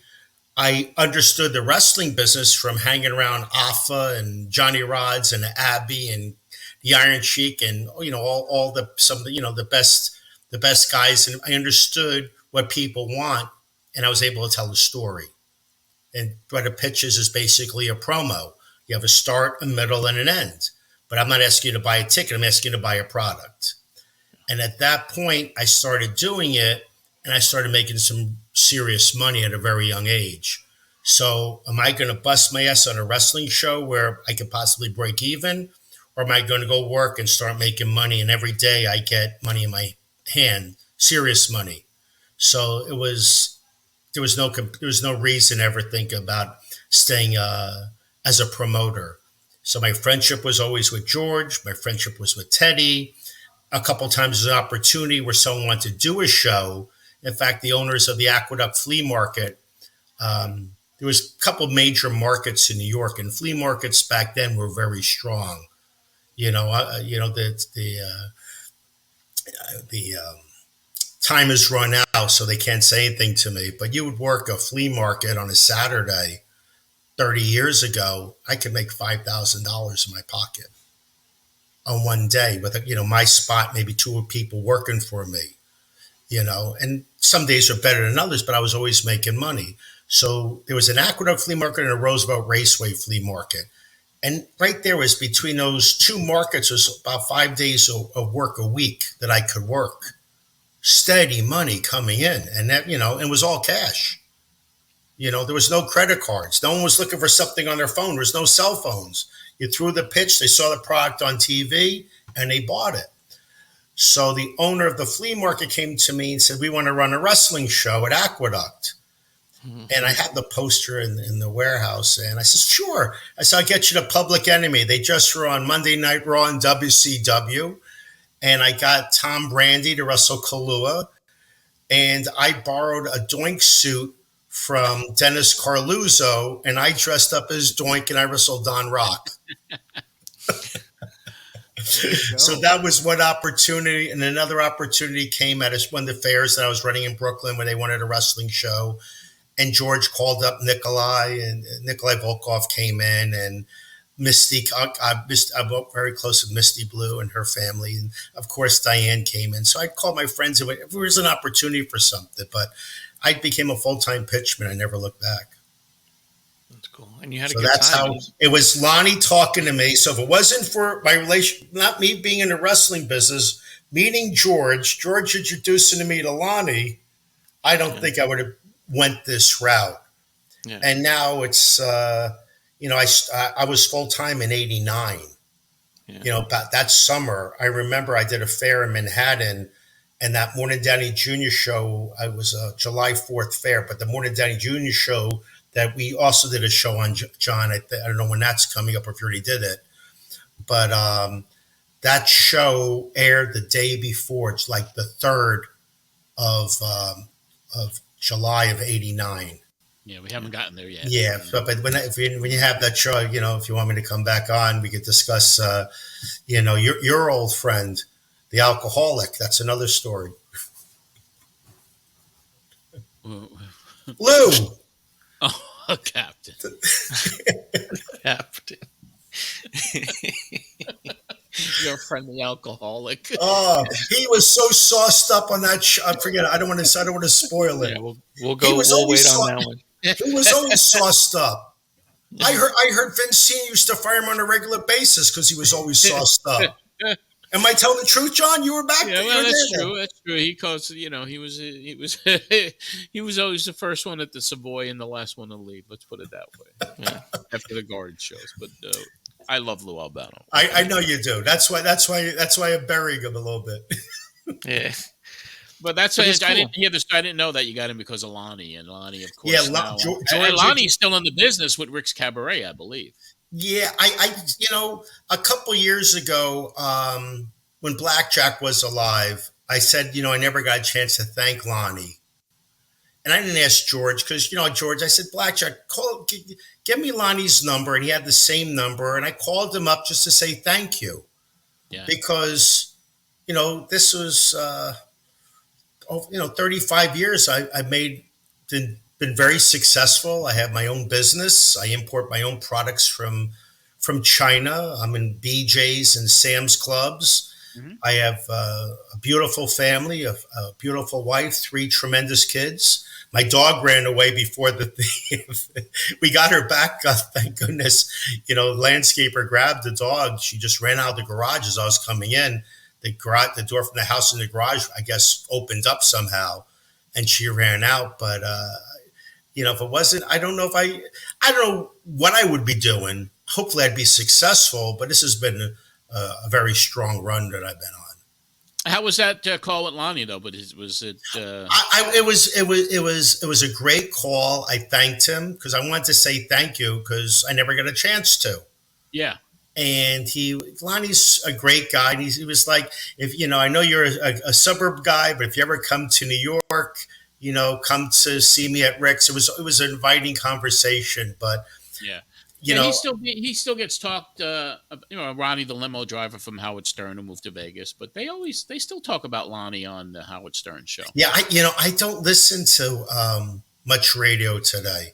Yeah, I listen to some wrestling. I listen to some wrestling podcasts. I became friends with Michael Monty. Michael and I, Monty and the Pharaoh. Yeah. So Michael's a friend of mine, and I'll listen to if my friends are on. If I knew you had a show on with someone who was a friend of mine, I'd tune it in. But unless I see it up on Facebook, there's just so much stuff out there. Who are you going to follow? Who you're not going to follow? Right, I got into a rhythm, listened to a little bit of Cornette, but once he starts talking politics, my politics are different than his. I don't want to hear him. Yeah. But when he talks his wrestling, I enjoy his wrestling because he's a purist. You know what I mean? Yeah. And he really. But everyone has their own thing, and I wish everyone the best. But there's just so much stuff going on, and then these videos come up with all these people that you never would think of. This Michael Franchese has his own show. Yes. Where he's talking about this guy and that guy, and everyone's interviewing. So I really don't watch much news. There's nothing on the radio, so it's basically my phone and my earplug. Listening to different podcasts. What did it mean at the time being a teenager? What did John's show mean to you at that time? Because we've established that Foley thought it was great to get to sink his teeth into his character. The Power Twins said the same, but well, I'm not looking to build a character. John and I would go to the matches with George to Philly. George was like an old friend, and John was a kid, I guess, when he met George. I met George when I was about 15. Yeah, so George adopted a lot of people over the years. He'd always have good people, and John was there, and George introduced me to John, and John was trying to do this radio show, but I'm not a radio guy. I'm not a promo guy. I'm not looking for, I was on QVC and Home Shopping when I was younger. Once you're done, it's it. You make your money, you leave. It was just nice to help out John because I like John, and John would say, come on, because John needed people to talk to. He needed a show. He was, starting out.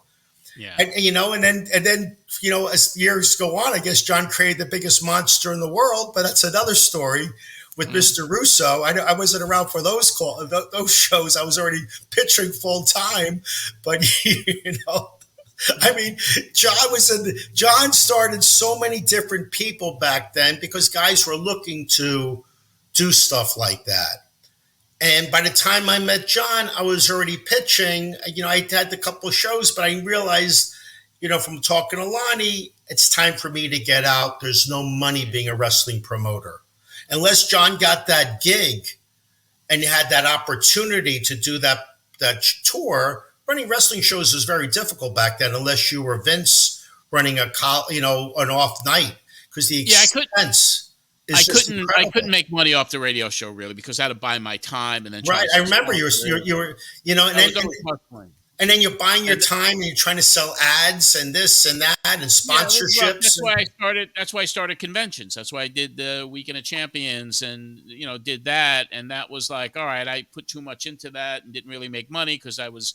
But you learned. Working me, I learned. Yeah, it's a learning curve. Yeah, so but I delivered Flair and Buddy Rogers and all those legends, and every convention was always special. But you get worked, and then somebody calls up and, hey, I found out you're paying this guy that. How come I'm not getting this? And it was always that. It was always that, it took the joy out of it. That's the carny aspect of the business, right? And. I hate to say it is what it is, but that's the business. And I was in my 30s, so I'm like, I'm no kid anymore. I'm trying to establish myself, and then that's why I said, enough is enough in '96, and I got out and I started making money in the music business and radio and television. And correct, there's other opportunities. You did it because you loved it, you liked it, but it's a tough business for anyone to really make money in. Yeah, I wouldn't give it up. I wouldn't have, if I had to do over again, I still would, because it was an exciting time, an era, a chapter, a phase in my life, part of my journey. And it was like, who could say they got to work with Bruno and Flair and Billy Graham and Luthez and the Sheik and all of I remember and the Mexicans, like the Lucha Libre, bringing that into the States in 90. I mean, you were at the forefront of a lot of stuff. I remember when you had that convention at the airport, I was doing a fair that weekend. I would do fairs and markets and stuff. I remember coming, by with George. I saw you. And they were doing the auction with Flair's robe. Yeah. I remember it was like in the afternoon. Cornette was the auctioneer. He was the auctioneer. So I remember that. And I remembered, didn't the ring was brought by Larry, right? Larry Sharp, yeah. Yeah, Larry had the ring there, and he was like doing a monster. You had all the tools, but it's a convention. Candido was there that first one working out. Like Candido. Yeah, Chris. It's kind of funny, Marsh. I was watching the actual show I did in the ballroom in '93, and I looked at the talent, and I watched it the other night on YouTube, and it's grainy. Somebody shot it from the first row, but opening match, Bubba Ray Dudley's first match, as Mondo Kyle, whatever he called Ma, himself, ma, and then Mongo Vile. Mongo Vile, yeah. And then it was like, all right, then we have Louis Spicoli, and then we have Tommy Dreamer, and then it's Chris Candido, and it's Taz, and it's Sabu versus Conan. And it's like one match after the other, and it's Terry Funk against Sullivan, and the original Sheik with a run in, and Medusa against Malaya Osaka, and I was like, what a fucking show! I mean, just these guys that were became legends, like all Something of these froze. opening matches. Yeah, Conan and Sabu was insane that happened there.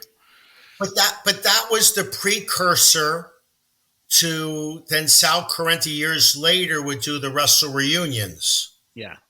But yours was the first one when you actually had the ring there. And if Chris was there, that means a young John Reckner was probably with them, Balls Mahoney. If not, if he didn't wrestle, he would be there. Yeah. Because they used to come to visit me in the city, and when I lived in Manhattan, and they would go wrestle on these little independent, we used to call them Spanish gym shows, like in a church basement in front of 20 people. And the headhunters would be on those shows. And a bunch of these guys would all come in and wrestle, like in Williamsburg, on Kent Avenue in Brooklyn, different church basements. So, and that was, up until like that 89 time period. Yeah, it's crazy. And that's where Andrew met Andrew Anderson. Oh, like at convention? Yeah. Yeah, see, and that was, so because I didn't know, I knew of Drew, and then a couple of years ago I reached out to him and we became friends. And Drew's a great guy, and the one who put him over with me was Carmine DeSpiro. He said, Mitch, he's a great guy. He would have been really good back in our group back then.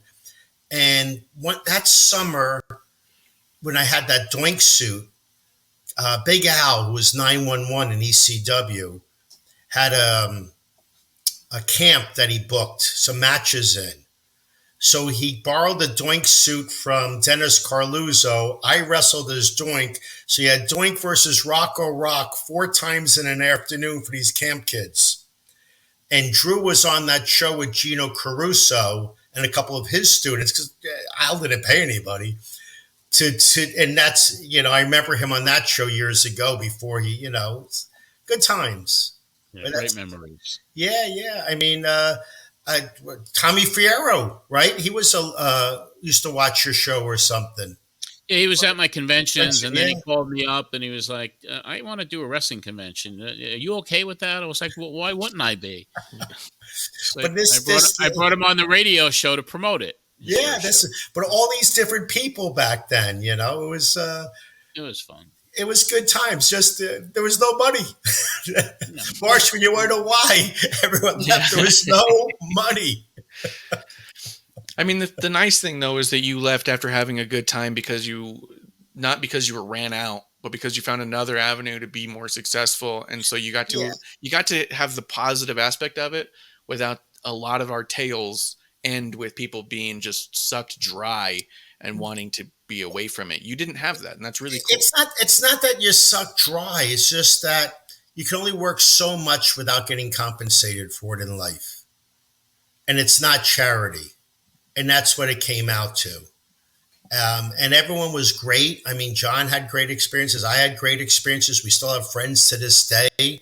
I mean, look, 35 years later, when John asked me to talk about this, I'm happy to talk about it. It was positive things back then, but there was just no money being made. Yeah. What do you do? You can't always make money, right? But now, you learn, you have the experience, and now everyone does well after they leave the business. Yeah, and I only wish everyone the best. Exactly. Well, that's I guess that's it, right? Yeah, that's what we got. And I just whatever you want, I'm here. No one is screaming. It was great to reminisce and talk and bring you on, and it was it was fascinating. It was just having this conversation was great, and we really appreciate it, Mitch. No, I thank you for inviting me, and let me know if there's any other shows that I was on. You want me to comment on it? I enjoy this. I really do enjoy this. Well, we could tell, and it was great to just catch up with you. Next time you're in New York, please let me know when you come back up to New York, John. And Marsh, nice meeting you. Nice meeting you too. All right, gentlemen, have a great day. God bless you. That was great. That was better than I thought it was going to be. I honestly thought we were going to get a good 10 minutes out of the guy. I didn't want to hang up. I didn't want to stop. Oh, that was good. It was cool. It was fascinating. We even, talked after we stopped recording for another 10, 15 minutes. And it was just kind of like, God, this guy's so full of fascinating, interesting stories. With a lot of big names. I mean, his friendship with AFA and the Samoans and everyone that he had the opportunity to work with, and going up and down the road with George Napolitano and just, it was just wonderful storytelling. And what I loved about it too is, like, he started a story, he remembered it concisely. His memory from 35 years ago was just outstanding. Yeah. And I think part of it was because he loved it so much. He never got to that point. I know that he said that, the business doesn't suck people dry, but I think I still beg to differ. We've heard from and talked to enough people to where, they didn't want anything to do with the business after a while, because it took everything out of him. He never got to that point. He always got to look on it fondly and remember fondly. And the idea that his whole life still stems from his time in wrestling. Yeah. Yeah. I mean, I can attest to it sucking the life out of you, because it did me back in the 90s. Not at this part of my life when we were reviewing 89, but, after the scandal started and all the way the show grew, and then the Russo stuff, and it sucked me. It gave me, like, I gained almost 100 pounds from 89 to 93.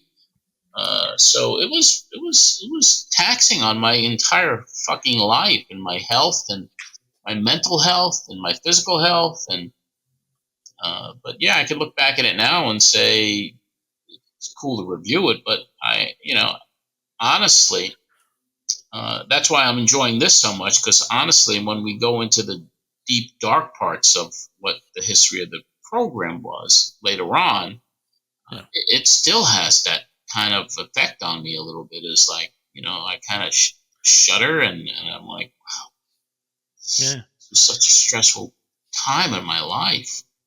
I even took note of that on the last run. I wasn't as actively involved in the show during the time you were covering a lot of that stuff, but we were still talking, because I was still helping you out with stuff. And yeah, there was definitely a period there, even during review, that you just kind of weren't looking forward to doing the show for a while. You're like, this is just a lot of mud for a while, and it hurts to hear.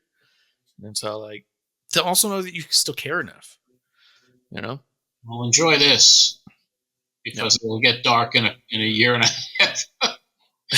That's why I like the funny stuff, which is why my last clip is such a perfect last clip. It does start with Donnie, and then his independent report, just because I wanted to hear Donnie's voice. And then it goes into you asking Sonny Blaze to talk about his match over the weekend. And I think he has a very interesting way of describing how that match went. Okay. My real quick question for Donnie, because you're going to hear it here, and we heard it in the last couple, and I have neglected to ask specifically, did he send in tapes of these? Because it's clearly cutting in, and it's like got a hard out and a hard in without you guys bantering. Or is he calling in and you would record it, or was he sending you tapes? No, he wasn't sending tapes. He'd call in, and I'd record him in the production studio. Okay, and then you'd play the tape? Yeah. You brought a lot of tapes. Just over the like little tape briefcase. Here's everything for the show today. But all right, let's listen to this one, Donnie and Sonny. Right now, what we're going to do, we're going to go to the independent report done on a bi-weekly basis here with Don Liable from upstate New York to tell us about what else is happening on the independent scene. Coast. Rocky Mountain Promotions have been running big-time wrestling cards in Utah and Arizona on a regular basis for the past 2 months. Their style is compatible to that displayed in Mexico, known as lucha libre. Plenty of acrobatic, high-flying, and diving maneuvers to witness. Last week, the cities of Globe, Wittenberg, and Phoenix hosted the stars of Rocky Mountain Promotions. Flying Billy Anderson recently split up with longtime tag team partner Tim Patterson and have taken their feud throughout the Cactus Country. The two went to a double countout during an Indian strap match last Friday in Phoenix. Another battle making headlines on the circuit is between Steve Gatorwolf and Flama Negra. The masked mercenaries from Northern California have also been seeing mat action for Rocky Mountain Promotions. Eddie Lopez, Tony Hernandez, and Black Mamba are among the rest of the top talent campaigning out west. Ladies Apache Princess and Blue Velvet are challenging each other for the right to meet Debbie Combs of Nashville, Tennessee in a title match to determine the first ever crowned women's champ of the promotion. Switching gears from Arizona, we'll be going to Mississippi. A milestone was accomplished 2 weeks back on the Independent Trail in Clarksdale, Mississippi at the City Auditorium. Gulf Coast Championship Wrestling, who runs shows in the building weekly, broke the all-time attendance record, drawing 2,648 fans. The fans came to witness a first blood match pitting Christopher Love against Mark Terranova. Love came away with that victory in a confrontation. A Korean stretcher match to determine the North American heavyweight champion also caught the locals' fascination. Bobo Reed and the Super Ninja brawled all over the auditorium. Once back in between the ropes, some martial art moves and the aid of a chair whacked over Reed's head did him in. The Super Ninja is the new GCCW North American champion. Just a reminder of an upcoming Indy in Warwick, Rhode Island on June 3rd. Bam Bam Bigelow, Ken Patera, Jules Strongbow, and Alpha de Simone, among others, are booked for that card. For the Pro Wrestling Spotlight, reporting on the Independents, I'm Don Leibel. Thank you, Don. And Don's report can be heard every other week here at the Pro Wrestling Spotlight, and he gives us up-to-the-minute reports on the independent scene.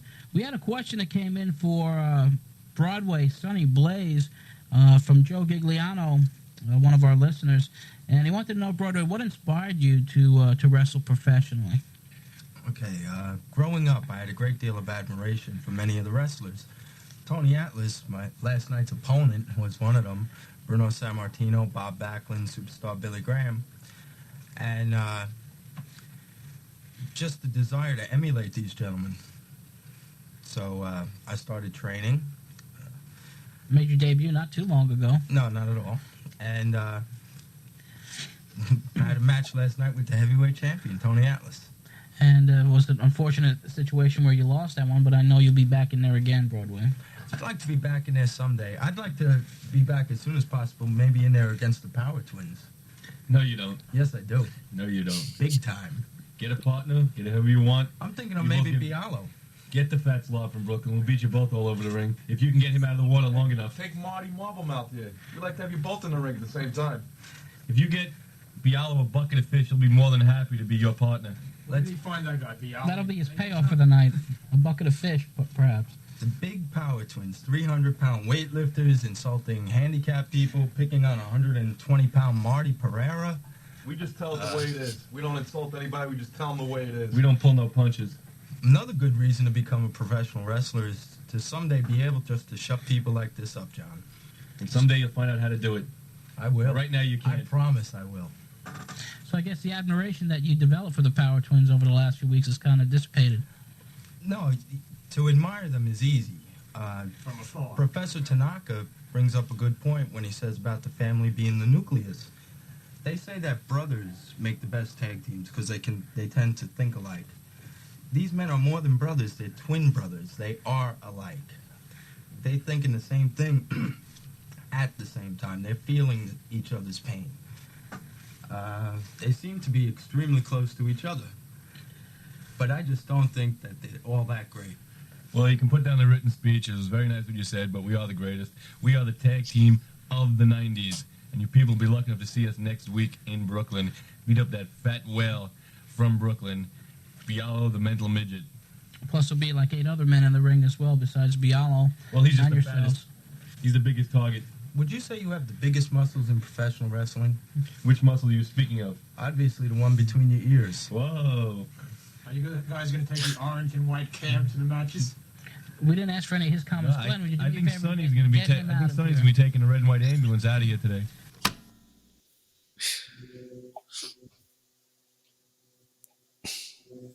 Classic stuff. Broadway Sunny Blades and the Twins and Marty. So good. Wow, it was a good, another good episode here, my friend. This was a good one. I guess you must have been somewhere in the middle, but you asked Sonny specifically about his match with Tony Atlas. And it's a classic clip that I'm sure will come up again one of these days because I think you replayed it on a couple of the highlight reels too because Sonny says, I shot my load on the lockup. And everyone in the room just starts laughing. They're like, what? We locked up and I shot my load right there. And it's all like, what? There we go. Yeah. So, and he's so polite in so many other ways. That was just a slip of the tongue. That's what makes it so funny is you can tell that there was a big part of him that did not intend it to. So he just kind of keeps talking through it.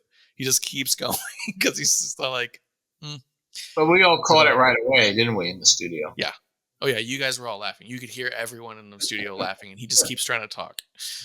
Like it didn't happen because he's like, oh, no. Especially with the Power Twins. You can't say anything in front of the Power Twins without them remembering it.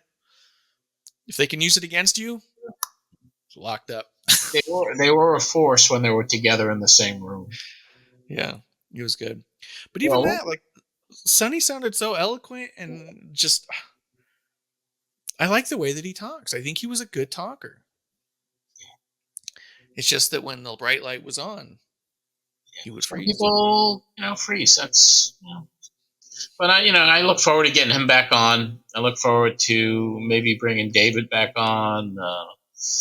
Donnie, of course. I mean, with Donnie's appearance on the Kevin Sullivan special, and I really look forward to getting more of Donnie on, and we're going to get some of these early listeners on. So we got some, it's going to be a lot of fun to see this evolution and see where these are now. If you could track down some of these people that we've talking about, and we'll be bringing on, I guess, the Vinnies from West Babylon and the TJs from Deer Park as they start making their presence known on the program. It's really cool just to get everybody's memories of what they were doing and how they got associated with the show 35 years ago. Yeah, and really cool. Like, I mean, it made an impact. It wasn't nothing to nobody out there. There was purpose to this. Like, these guys wouldn't have keep coming out if they didn't feel like this was a good thing. Yeah. So, and even Bruce Jacobs, we got to bring Bruce on. We got to bring Bruce. Oh yeah, Bruce Jacobs. I mean, I forgot to mention it. I think maybe I did. I don't remember what I talk about half the time. But at the end of episode 2 or 3, you say real hurriedly in the out. And a big thank you to producers, Robert and Bruce. And you keep moving on. And I was all like, oh, we hadn't heard Bruce talk. We've heard him in the commercial. But yeah. Once he starts making a weekly presence known, because we start having a little dialogue and he knows how to use the mic in the studio, and that'll be a good time to bring him on. So, obviously we're associated with him every freaking week now. Yeah. Every day for some of us. Every day. If you don't know what we're talking about, we through Soundville, I'm executive producing the Wally. It's called 86 with Wally Backman, the guy that made was such a big part of the 1986 World Champion New York Mets and became a manager, and he kind of got canceled in his managerial efforts. And but what a wonderful guy! And we're doing a show with him, and Bruce is the co-host. I put those two guys together. And the first episode is on YouTube, and it's out there on podcast platforms. We got guests like 86 Met Eddie Lynch, and we got Mookie Wilson coming up, and I loved the way the show looked in episode 1. I really think you did a great job there, Marsh. I had a lot of fun putting that one together because this is also one too where most of the shows that I help people put together, they have ideas and stuff. Not this team. Couldn't have been more blank slate. Don't know what to say or do. Just go for it and make something. I was like, all right. It was a little bit of a challenge because I didn't know what I thought I wanted it to look like. Well, you did a fabulous job because, obviously when we're taping, and these are newbies, as to the podcast, where Bruce is a broadcaster, but he hasn't been on the air in a lot of years. And Wally is just everywhere on YouTube. I mean, the clips of Wally on YouTube are just incredible. I mean, the things that he's done, and he's no filter, but he's one of the most intelligent baseball guys there. He is a baseball genius. And he had a run that was incredible with the New York Mets. He was one of the most dynamic players ever to play on the Mets. He's probably their all-time best second baseman. So the fact that you're now working with Soundville on that production, and you do this show, and we do the Terry Collins show, and we do JP Ricciardi show. So we're really doing 4 shows together every week now. Yeah, we're knocking them out. We're getting them done. Yeah. But it's cool and it's fun. It's been exciting in a lot of ways, and in some weird osmosis kind of way, it's gotten my wife into baseball too. I mean, it's been 2 of the games we went to this past 2 weeks was because she said, "Let's go to the ball game tonight." And I was like, "Are you sure?" Because I thought we were settled in. And she's like, "Let's go." And I was like, "Okay, let's go." So it's been kind of cool. That's good. We got so many great things coming up, and as we grow this thing, and I have to say the downloads that we've had in the last few weeks and in the last couple of days, and it's promising. For the first time, I'm seeing this growth of listeners, and so I think we're really onto something here, Marsh. And I really thank you for your involvement and everything that you put into this. The hours and hours and hours it takes to do all of these shows. I mean, it's. Who would have thunk it a few years ago when we got together, introduced by Sean Waltman and Nick, said, well, Nick backed out and he was going to produce and do all this, and he couldn't do it. And he introduced me to you. And then before you know it, here we are. Yeah. No, I mean, I can tell you my wife was not thrilled the day I walked out on my job and told her I think I'm just going to try podcasting for a while.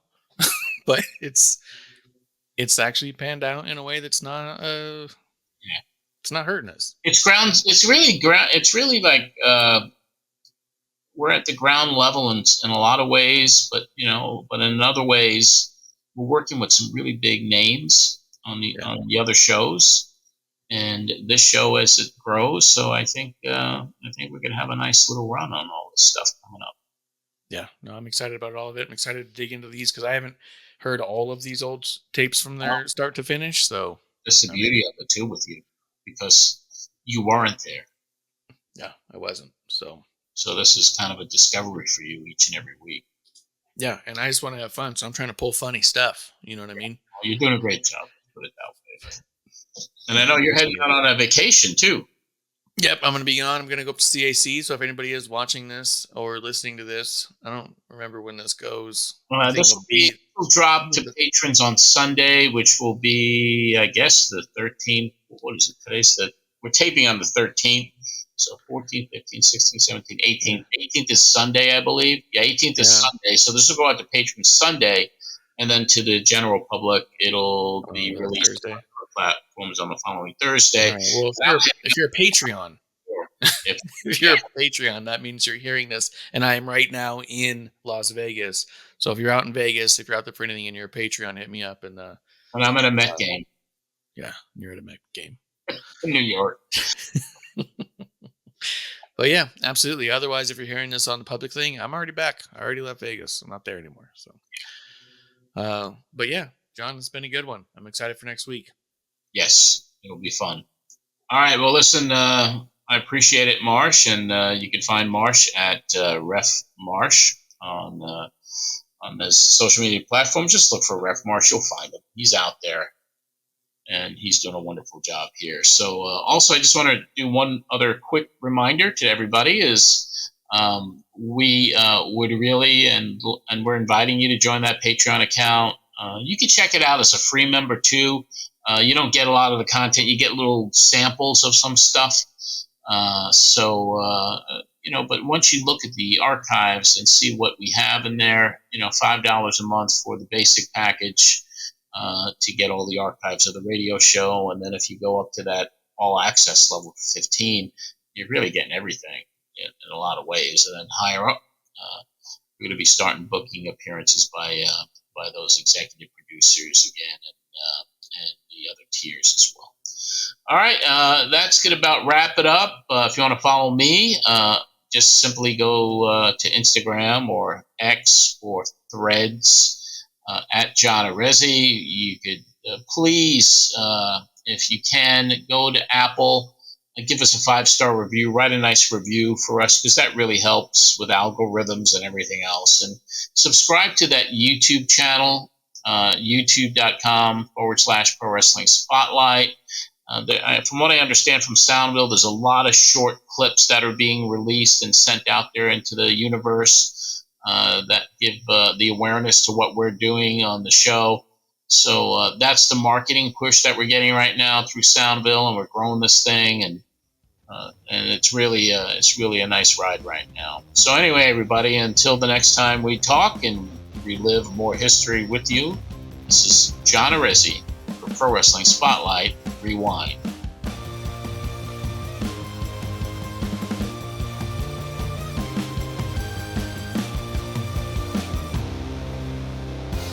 Well, fans, that's all the time we have this week. I'm John Arezzi.